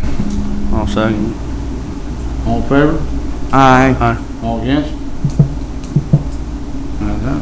When's Aurora gonna vote on this, you guys know? Aye? Tonight. No. I was gonna say they have a meeting tonight. I don't know. The thing is not set up for tax, I'm telling you right now. It was started to take care of the rivers and the rail. And I understand that, but because it's I its can't see own- hold the city back either, because we're not gonna impose a tax. We're not trying, I think it's a wonderful idea. I think it's, I was don't know ready to what- vote yes, but just need a little bit more information. I don't have a problem with the concept. I have a problem to make sure our citizens aren't gonna be taxed. I know that you don't believe so, but like I said, it's its own entity, so down the road, you know, they As long as I'm could. on that thing, I guarantee there won't be any taxes. But I mean, you're only one vote. Well, the Aurora mayor will not either. Well, that's 2 votes out of 9. I mean, I'm just trying to look out for the people here. And we are too, Mike, believe me. But I mean, that's, Every time I bring some up, you shoot it down. how is that shooting it down? Because we want to make sure that we're not just voting on She just read the statute to you. Yeah, and there's one part that says there can be a tax. A county tax. Well, I'm sorry, but Move you on. feel that way. Move on. Adam Gillum, Merle, Bureau Proposal. Proposal.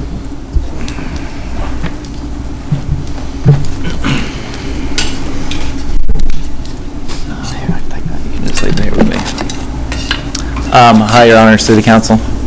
I actually brought a visual aid with me. If I could, I'd like to go ahead and set up an easel and show you. What I have is a design for the mural that we discussed at the last meeting. Would that be okay? And do you have any suggestion of where I would put it? It's kind of big, maybe so that it could be seen well. It's about 5 feet. Put it in front of Grant. He said 5 feet.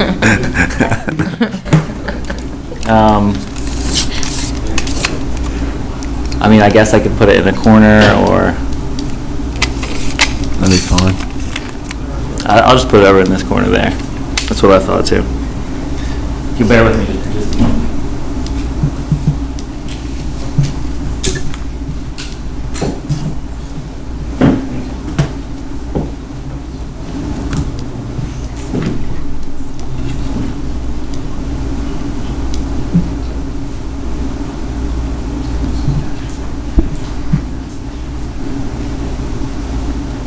So while he's doing that, about the ordinance, the Port Authority, if Aurora votes on this tonight, if nothing changes, it'll be fine, but if something has to be changed, what do they have to do, amend theirs then? Sure. Yeah, If there is able, Yes. about the taxes. We'll do that for 3 or 4 years. Well, we can, I don't know. Definitely bring it up at the next meeting, but yes, they'll have to too. And what we were doing, because they were on different pages, we did it, I typed it so they have their 2 pages where they could sign and we can interchange it. You know what I'm saying? Yeah. Because ours, all of ours is on 2 pages and all of theirs is on 2 pages.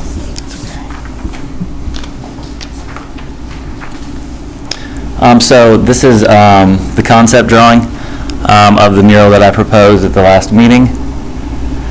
I came up with this with the group of kids that I've been working with. The group of kids has actually changed from 6 kids to 5.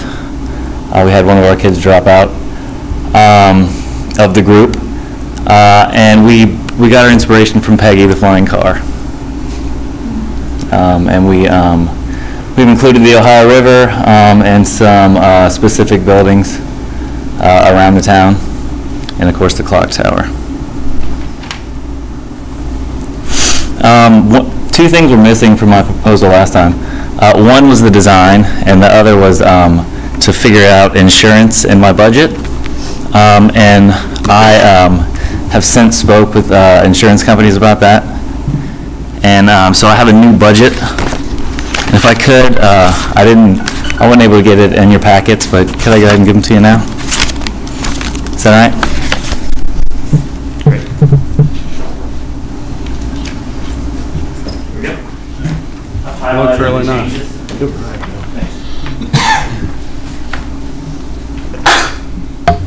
In the new budget, you'll see that the changes that have been made are highlighted. Your Honor? You didn't have student labor in there before, Adam? No, there's just one less student. Oh, okay.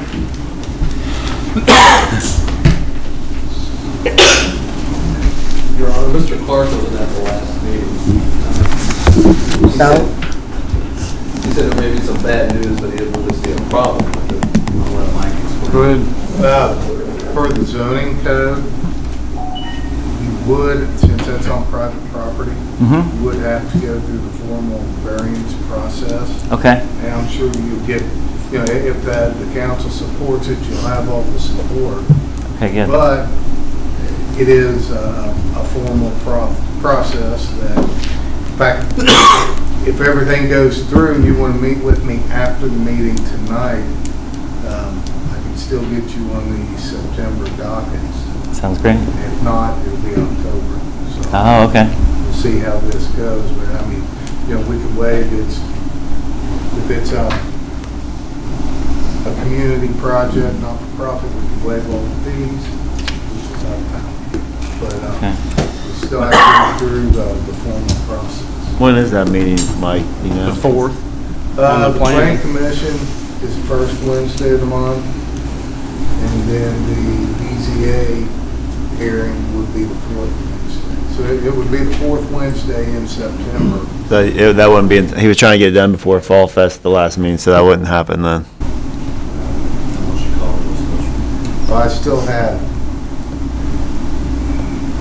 have dates and deadlines that I have to meet per Indiana statute on notifications.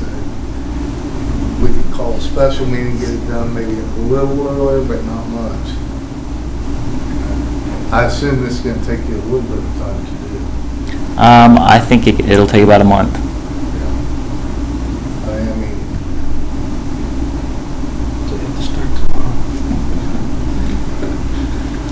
May I ask a question? Come to the podium, please. Yeah, come to the podium, please. I have a grandson who likes art, and I was wondering if we talked about having kids do it for free for their service time. Right. And I was wondering if you've talked to Lawrenceburg or Central or St. Lawrence? Sure. Because I know the art teacher at St. Lawrence. Have you checked with them? Actually, I'm only using teenagers, so I've checked with all the high schools is where I've looked. Okay, so you don't want little guys don't want to? No, I don't. All right, that's fine. Thanks. Well, Adam, did you check about the community hours? I did. I did talk the county or the community foundation. The director's out for couple weeks. Okay. I think Mr. Gailey has some more on, I think he's on the board. No, that's just what I know. A few of the students have stopped over to Talk Foundation, and they were told that Mr. McCarter's out on leave right now. Okay. So I'm waiting on a reply from him on that. Okay. So that could also lessen the budget though, if they're gonna do the community hours instead of. Sure. On the budget that I've given you, there's asterisks next to the pay for the students because they do have the option to get community service hours. And we did also talk with Deborah Bowl, and they're all good with it, and got a right of entry from him, hold harmless and all that good stuff, so. Yeah, it would be a disappointment to not be able to get it done by Fall Fest, but I don't see any reason that should stop the project if it couldn't be. Your Honor? Yes. If I could, I'll just throw a question. I'm reaching here, Les. I mean, I know you were a zoning attorney for quite a while. Talk louder, please. We do have an exception in the zoning code if it's, city project on city property. Exempt. It's exempt. Now, I know this unfortunately is on private property. Unless you could give me a legal clarification that if it were considered a community project, that I'm reaching. I'm trying to help here, guys, but I'm also bound by what the code tells me I can or can't do. I think that's something we can review, based on the fact that it's funded by the city. I don't know, I would have to look at it. But it's something we can look at and get back to you and let you know if it is the whole process and you gotta wait till the Wednesday before, but we can look at it.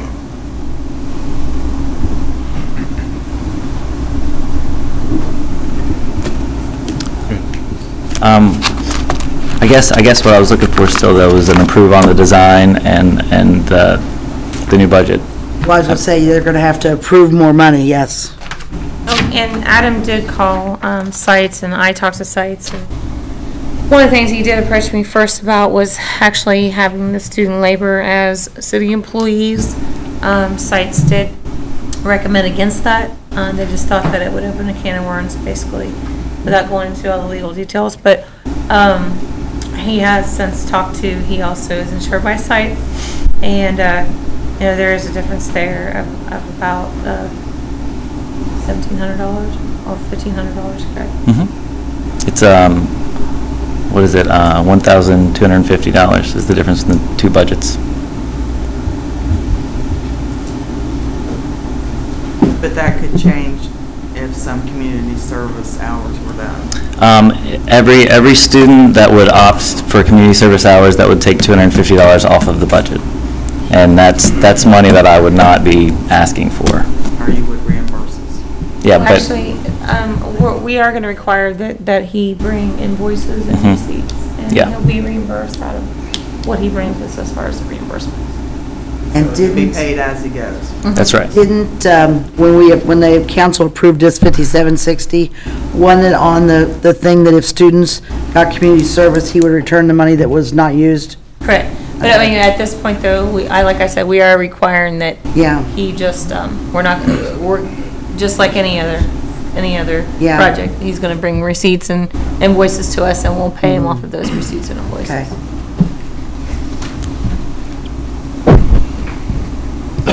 Board's pleasure. Lots of beautiful designs. Thank you. Like it. I like that. I actually have a couple of the artists that helped me out tonight with me.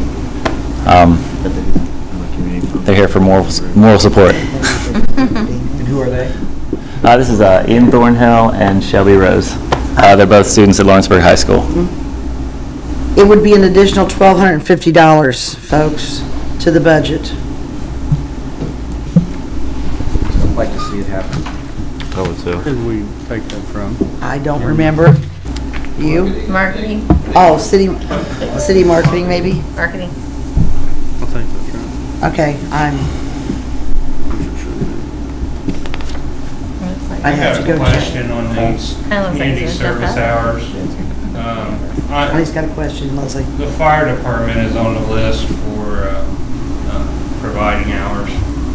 for their community service hours. Do you think there would be a way that, as long as I sent somebody down just to verify that they're doing work, we could sign off on their hours? Mr. Daly, do you think there would be a...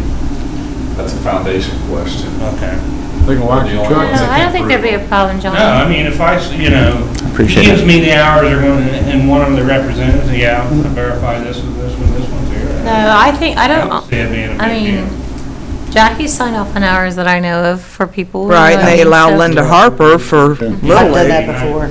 I mean, I'm not saying just sign off, take their word. That- We would do our okay. checks and balances on Right. that. Okay, thanks, Mike. We used to do it all the time there for kids. So, I mean, that's an I option. can't We remember my can, name. I don't know why the community foundation would have a problem with it. I've always got a duty officer, and he can, okay, they're gonna be here, and we'll say, yeah, they were there. You have any problem with Johnny on that? I think that sounds great. Sounds like a solution. Now we need to go back and more money. What's the board's pleasure on that? I'll make a motion to go up to additional $1,250 for a total of, I got paper. 7,010. Yep, $7,010, for the mural, and hopefully some kids will do their community hours. Yep. So hopefully it'll be, But we can get you started. I'll double check with and it looks Mr. absolutely great. And I Thanks. hope that you'll have an extra one of these that maybe you could give Erica, and maybe she might be nice enough to put that in the newspaper. You can, that's what I said, you got a picture, or you can have mine. Whatever Okay, works. we got a motion on the floor here, second. Second. All in favor? Aye. All against? Ayes have it. Thank you. Thank you. Okay, I still have one question though, because if he'd have to go through the formal process, yeah, I mean, I have to get it in the newspaper first thing tomorrow morning. Yes. And on or before this Friday, certified notices have to be mailed out. There'll be some cost involved with that Adam's gonna have to take care of. Okay. You're gonna be busy the You know, next couple days. do I have him go ahead and mail them out, or Leslie, how Go ahead quick? and have him mail them How out quick because can, no do harm, you no think foul. I you mean, could you get me an answer before Friday? I could get you an answer tomorrow morning. I mean, I do Fine, I have mean, some stuff. yeah. just because it goes in the Before noon. paper, we can table or pull it. Yeah, but you can But- hold off, yeah. But the mailings have to, be if he's gonna go through that process, they have to be mailed out on or before Friday. So if you get me The that, question is whether community project and can waive. It's not, but I know it's not on, it's definitely not on. no, it's not on city property. But there may be, I know Mr. Rolfus is really good with this project. He thinks it'll be a great thing, so I'll look. Okay, then Adam, get with me after the meeting so I can get some information from you, and then I'll find out from Leslie if we have, which process we can follow. Okay. Thanks, Mike. Okay, thank you, Adam. Thank you. Old business. I have one thing under new business. I didn't have time to get it on here, but I was contacted by the Hoosier Lottery, and they would like to put a lucky dog scratch-off banner on in the side of the dog park. It just bring awareness to pet adoption, plus promote their scratch-off. And they said if the city would allow them to put it up on September 2nd, it's a 3x5 banner. The city would allow them to put it up on September 2nd and take it down on the 29th. That they would make a small donation to the dog park. Put that in motion. Someone wants to give us money? Yeah, that's what I said to them. I'll make a motion to allow them to put their 3x5 banner up for the month of September. I'll second that. All in favor? Aye. All against? Okay. Old business. I got something under old business, Your Honor. The concrete contracts that we entered in 2012, have they been completed in 2013? They will be. They will be by the end of 2013, all the 2012 concrete? You knocking on wood over there? Concrete October, your date, isn't it? Contracts. We're on track, on schedule right now. And one more question, has there been any contracts dealing with concrete entered into in the year 2013? Not that wasn't already committed for 12. Everything had to be written in 12. Was there any contracts written in 2013? No. That program quit, it's over. No, well, they may not have been executed, but they were agreed to by the end of the 12. But were they signed and dated, I think's what she's asking, in 2012? They had to be signed and dated in 2012. All of them were awarded prior to 13. But were they signed and dated by the end of 2012? Because that's That way I what, can execute a contract if it's signed and dated. Now, I execute a contract with a contractor, and they get the paperwork signed from the individual residents. No, some of those, a lot of those have been signed off in 13, but the contract that we executed with, which I think we had 4 different contractors that were successful bidders, those were all done last year with contractors. the motion was made that all residents needed to sign a contract in 2012, but the work could be completed in Right. 2013. Now, what the residents signed, yes, the majority of those were signed in 13, but That's wrong, though. You were supposed to have contacted everybody that needed concrete work, and those contracts were supposed to be signed by the end of 2012, work to be completed in 2013. all the plans, all the people agreed to what they were getting done before we could bid the work out in 2012. Now, the final paperwork gets signed basically when the work's completed, and the work's going on now, so the residents are still signing off on work, but no, there's been nothing new added in 13. Couldn't execute a contract with individuals in a contract before we hired a contractor.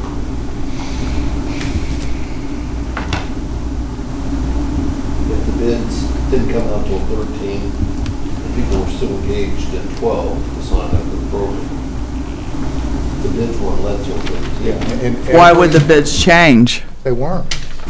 So why would we have to wait till 2013? Because you... We had to give a notice.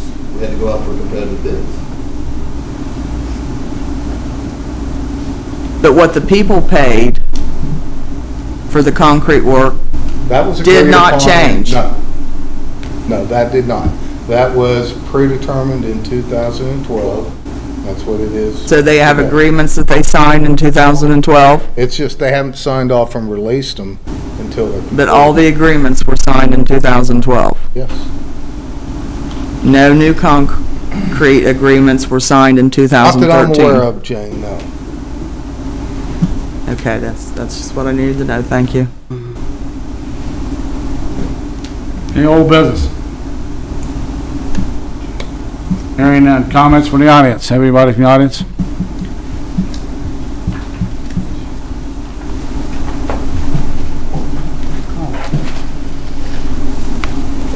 Good evening, Your Honor.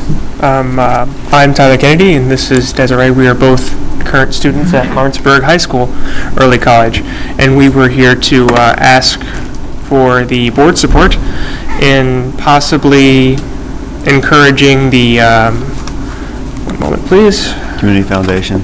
The revision of the Community Foundation grants. Yes, the Paul Truck Tremaine grant, to be specific.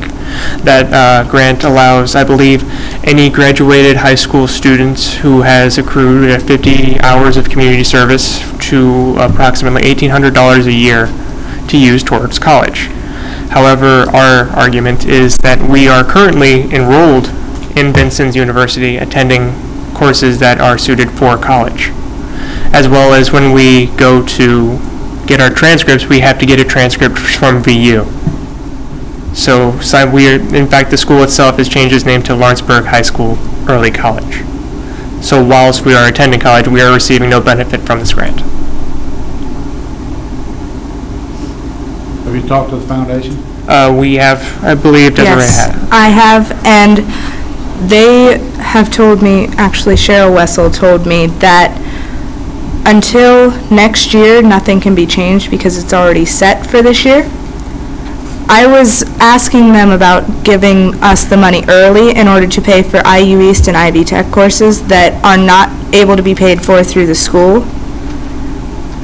And they have said that because we haven't graduated high school, they are not allowing us to use that money, as that is one of their core requirements. And while we understand that any money that you give to the grant is to the grant's discretion of how they choose to use that money, we are only asking for your support in possibly revising those criteria.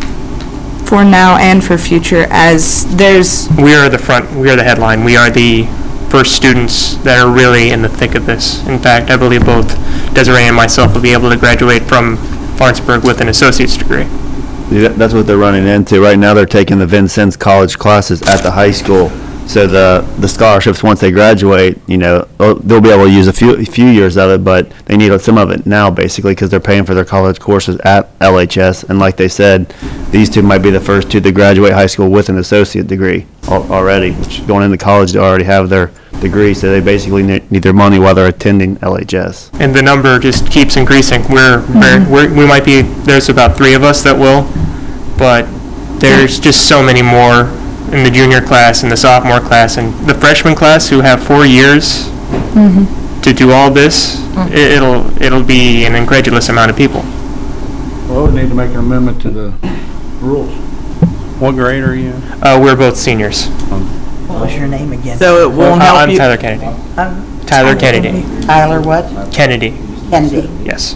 Desiree what? Antris. Okay, thank you. Because doesn't part of the rules for that you just have to go to Lawrenceburg for 3 years? At least 3. And graduate. I'm pretty sure. And I believe you also have to be a resident of Lawrenceburg. The average. You have to live in the district for 3 years. Do all 4 years. It might be difficult to change it for this year because, because of the grant application deadlines. Yes. Even if you can't change it for this year, it's really more looking towards everyone else. We understand that, and we never even necessarily thought about this until this year. Right. So we understand the implications of it being almost impossible. Right. It's really until we were imposed with having to pay for all of our textbooks that aren't through Vincennes. Yes. Like, I'm taking 4 classes this year that won't be paid for through Lawrenceburg, as well as the textbooks for those courses, because I'm not taking them through Vincennes, because Vincennes won't offer them online. One course in particular is through IU East. It's a calculus course, and the tuition at the at Lawrenceburg per credit. What is it per credit hour, Mr. Daly? 1,172. Vincennes University professor, $75 a credit hour. If it's taught by a Lawrenceburg high school teacher, then it's $25 a credit hour. It's $25, and then they average about 2 to 3 credit hours, so 75 to 150. However, this course for calculus costs us $1,000 per semester. Wow. Right. Plus the Plus the book, which is $100. And Leslie, is there any way we could get that amended for this year? Do you have your work study hours in? I mean, your, Yes. you have your I do not. hours This grant completed? would not be for me. I actually have 0 community service hours. I do. Maybe this can count for community service hours for helping the future students. Yeah.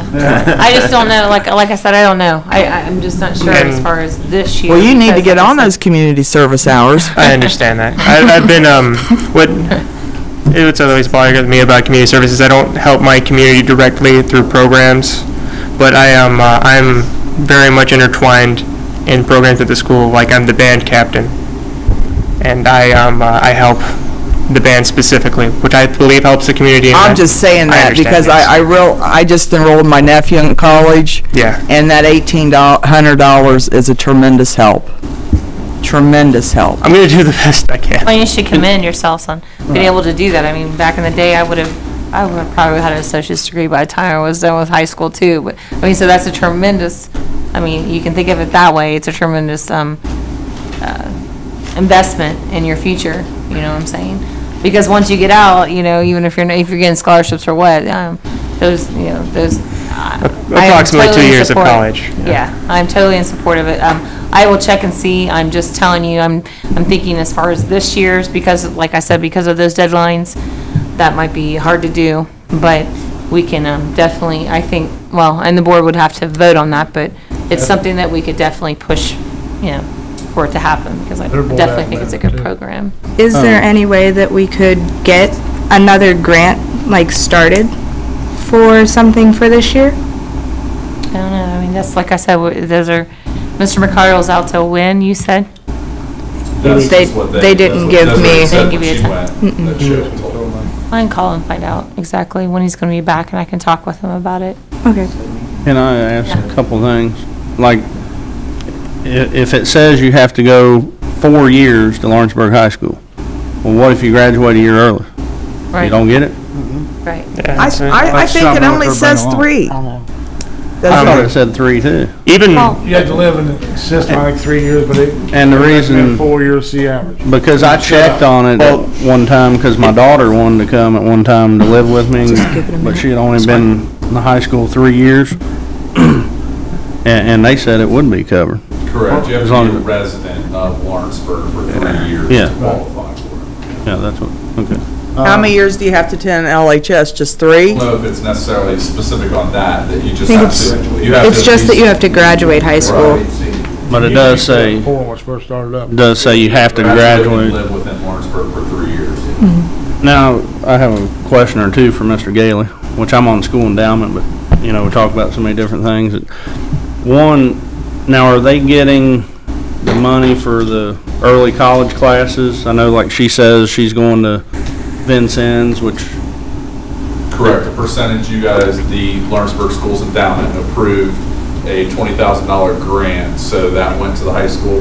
What they did was that spread out over all of the students, so they will get a percentage, like a flat rate off of all of their classes. so like she's getting the same amount of money as every other kid that's divided between? I believe that's the way it is, I'd have to check on. Could you check on that? That was one thing. And then the second thing is, since this year anyhow, there's only 2. there actually 3 of us. Right now Three. that are One who isn't a with year us is, ahead, yeah, because we Keenan. projected this is our 3rd year of the early college program, so our hats are off to these students that currently, right now, we have 3 students that are on task to graduate in 3 years with a Vincent University Associate's Degree in General Studies, along with their high school diploma. Next year is our 4th year into the program, which is when the largest cohort will start going through Well, and since- earning an associate's degree. Since there's just 3, and we definitely don't want to discourage kids coming up in the future not to do what they're doing, is there possibly anything that they could get through the endowment? You know, well, like if they can't get the $1,800, which sounds like he doesn't have his credit hours in, but she does, I guess, to help, you know, That's kind of what since. the $20,000 that was approved, that grant to go towards helping those students. I have a question. I know that, I guess the teacher or whoever teaches early college has There's applied for, multiple teachers. someone has applied for money from AEP, and they've received money. What would that go for, do you know? Depends on specifically. I don't remember what- It may go towards their actual equipment, lab Oh, stuff. okay. I don't remember what it was for, but I do know early college got money. But it may be for that specific teacher's class. Okay, not necessarily all right. For early college. Okay. The board can go ahead and amend this to it, but I still think we should work the hours. I mean, if. I would agree with that. That's totally fine by me, but. I think he's kind of saying he's not expecting it for No, himself. not at all. It's, what I would think is that maybe have some kind of leniency in that, not having 50 hours, especially for the first year, second year kids. It's the way the program is set up now, it's not nearly comprehensive enough to allow this very complex situation that's going to be happening within the next few years. So definitely taking a look at that and revising the framework of how it's set up for who gets money, what money, and et cetera. I really think it'll be more for the juniors and seniors it'll be the older generation of high schoolers that would benefit. I think you'll be able to also, if you did look at revising anything, I would just like for you to think about, you could set up throughout while they're freshmen, sophomore, junior, seniors, different criteria as they come in, because freshmen can start taking the early college classes, so therefore you could set criteria that as their 8th graders coming in, before you're a freshman, here's the criteria for you to be able to earn any money there. Here's the criteria as a sophomore, junior, senior. I would also encourage you, if you are thinking about potentially recommending revising it, consider even a minimum grade point average in there too. We have that in there with part of our requirements when we look at things as well. In order to be a VU student, there's a minimum GPA already, so that's what I would encourage, adding that in as well. Is it Desiree? But Carl, you will make sure that Desiree is getting a equivalent amount to everybody else. High school to find out how much each student is getting off of their classes. I can share that back. I can share it with the mayor if he wants to forward that on, and then I can share it with Desiree and Tyler as well. We'll let the board decide what they want to do. I mean, you want to think on this? I think we should have a meeting with the community foundation, because, I mean, you know, we can sit here and make a motion and we don't have a clue of what their thoughts are. So obviously this is new and it's going to be happening. So, I mean, obviously we need to prepare for it. I think we need to do it as a group with the community foundation to make sure everybody's working for the same purpose. We'll get a time set up, get a work session with them. So if there's anything the schools can do to help, let us know if you would like us to be a part of that. You should come to work session. You probably have input too. That would be a great thing. Set that up, or? We'll set that up and let everybody know. I can do it in September sometime. Thank you. Thank you. Good luck.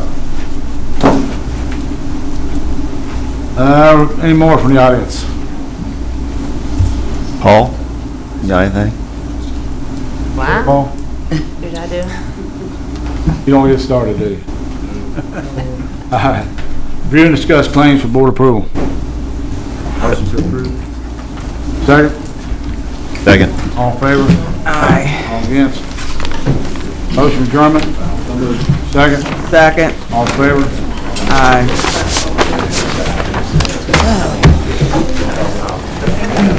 Oh, what did I do with that? Off here.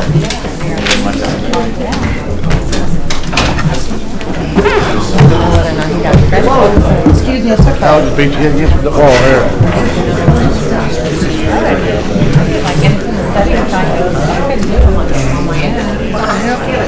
There wasn't hardly anything on the agenda. So, you all agreed, I said I would separate it out and only put in there what you wanted. And I've done that, the city court wages, the sewer improvements, the lawsuit settlement, and the NR fire fund. I know, I don't want to be following. And then I've got those numbers. Maybe not happen. I tell you what, If not, when she gives me the opinion, and she says, no, there's no way we can pay it. Sure. As good as you can. Okay, here's this. I'll go This is through all the paperwork, the process, all the applications. Quite a bit to do for it, but I'll Anyway, help. this is the salary that's from 13 to 12 to 51. This is the breakdown of benefits, I'm sorry. It's a total of this. And they spend overtime as of 8/8, they spent this much money. There are 11 patrolmen, 19 school resource officer. With that And there was $6,000 in the budget, $2,000 in the budget. And we have revised to 12. So there's no talking. Well, I know.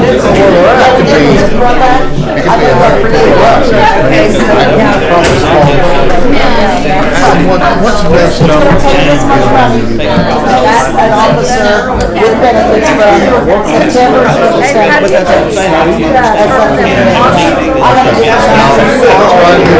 as long as that's one of those new hires, I only get 75%, remember?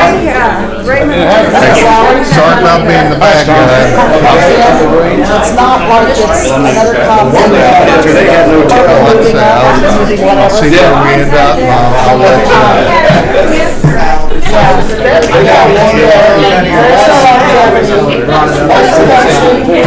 Unemployment and health insurance.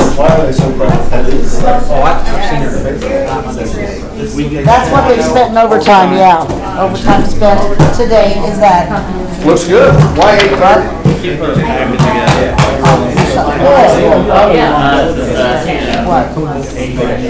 That's like that's extra money we thought there was, and I can cross it out, there is none.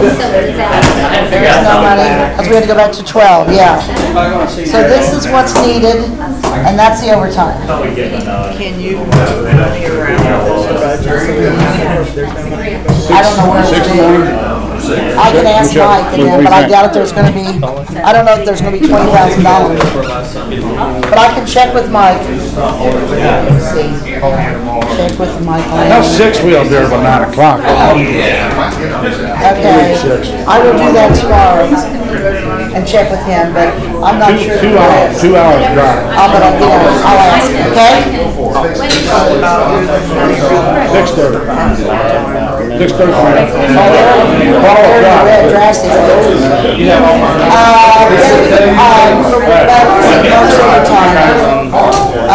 That would probably require an ordinance going through council, because there's not enough money that I know of. I'll have to look. Well, we don't want to do an appropriation. I'm sure there's money that can be moved around, but depending on what line it's in,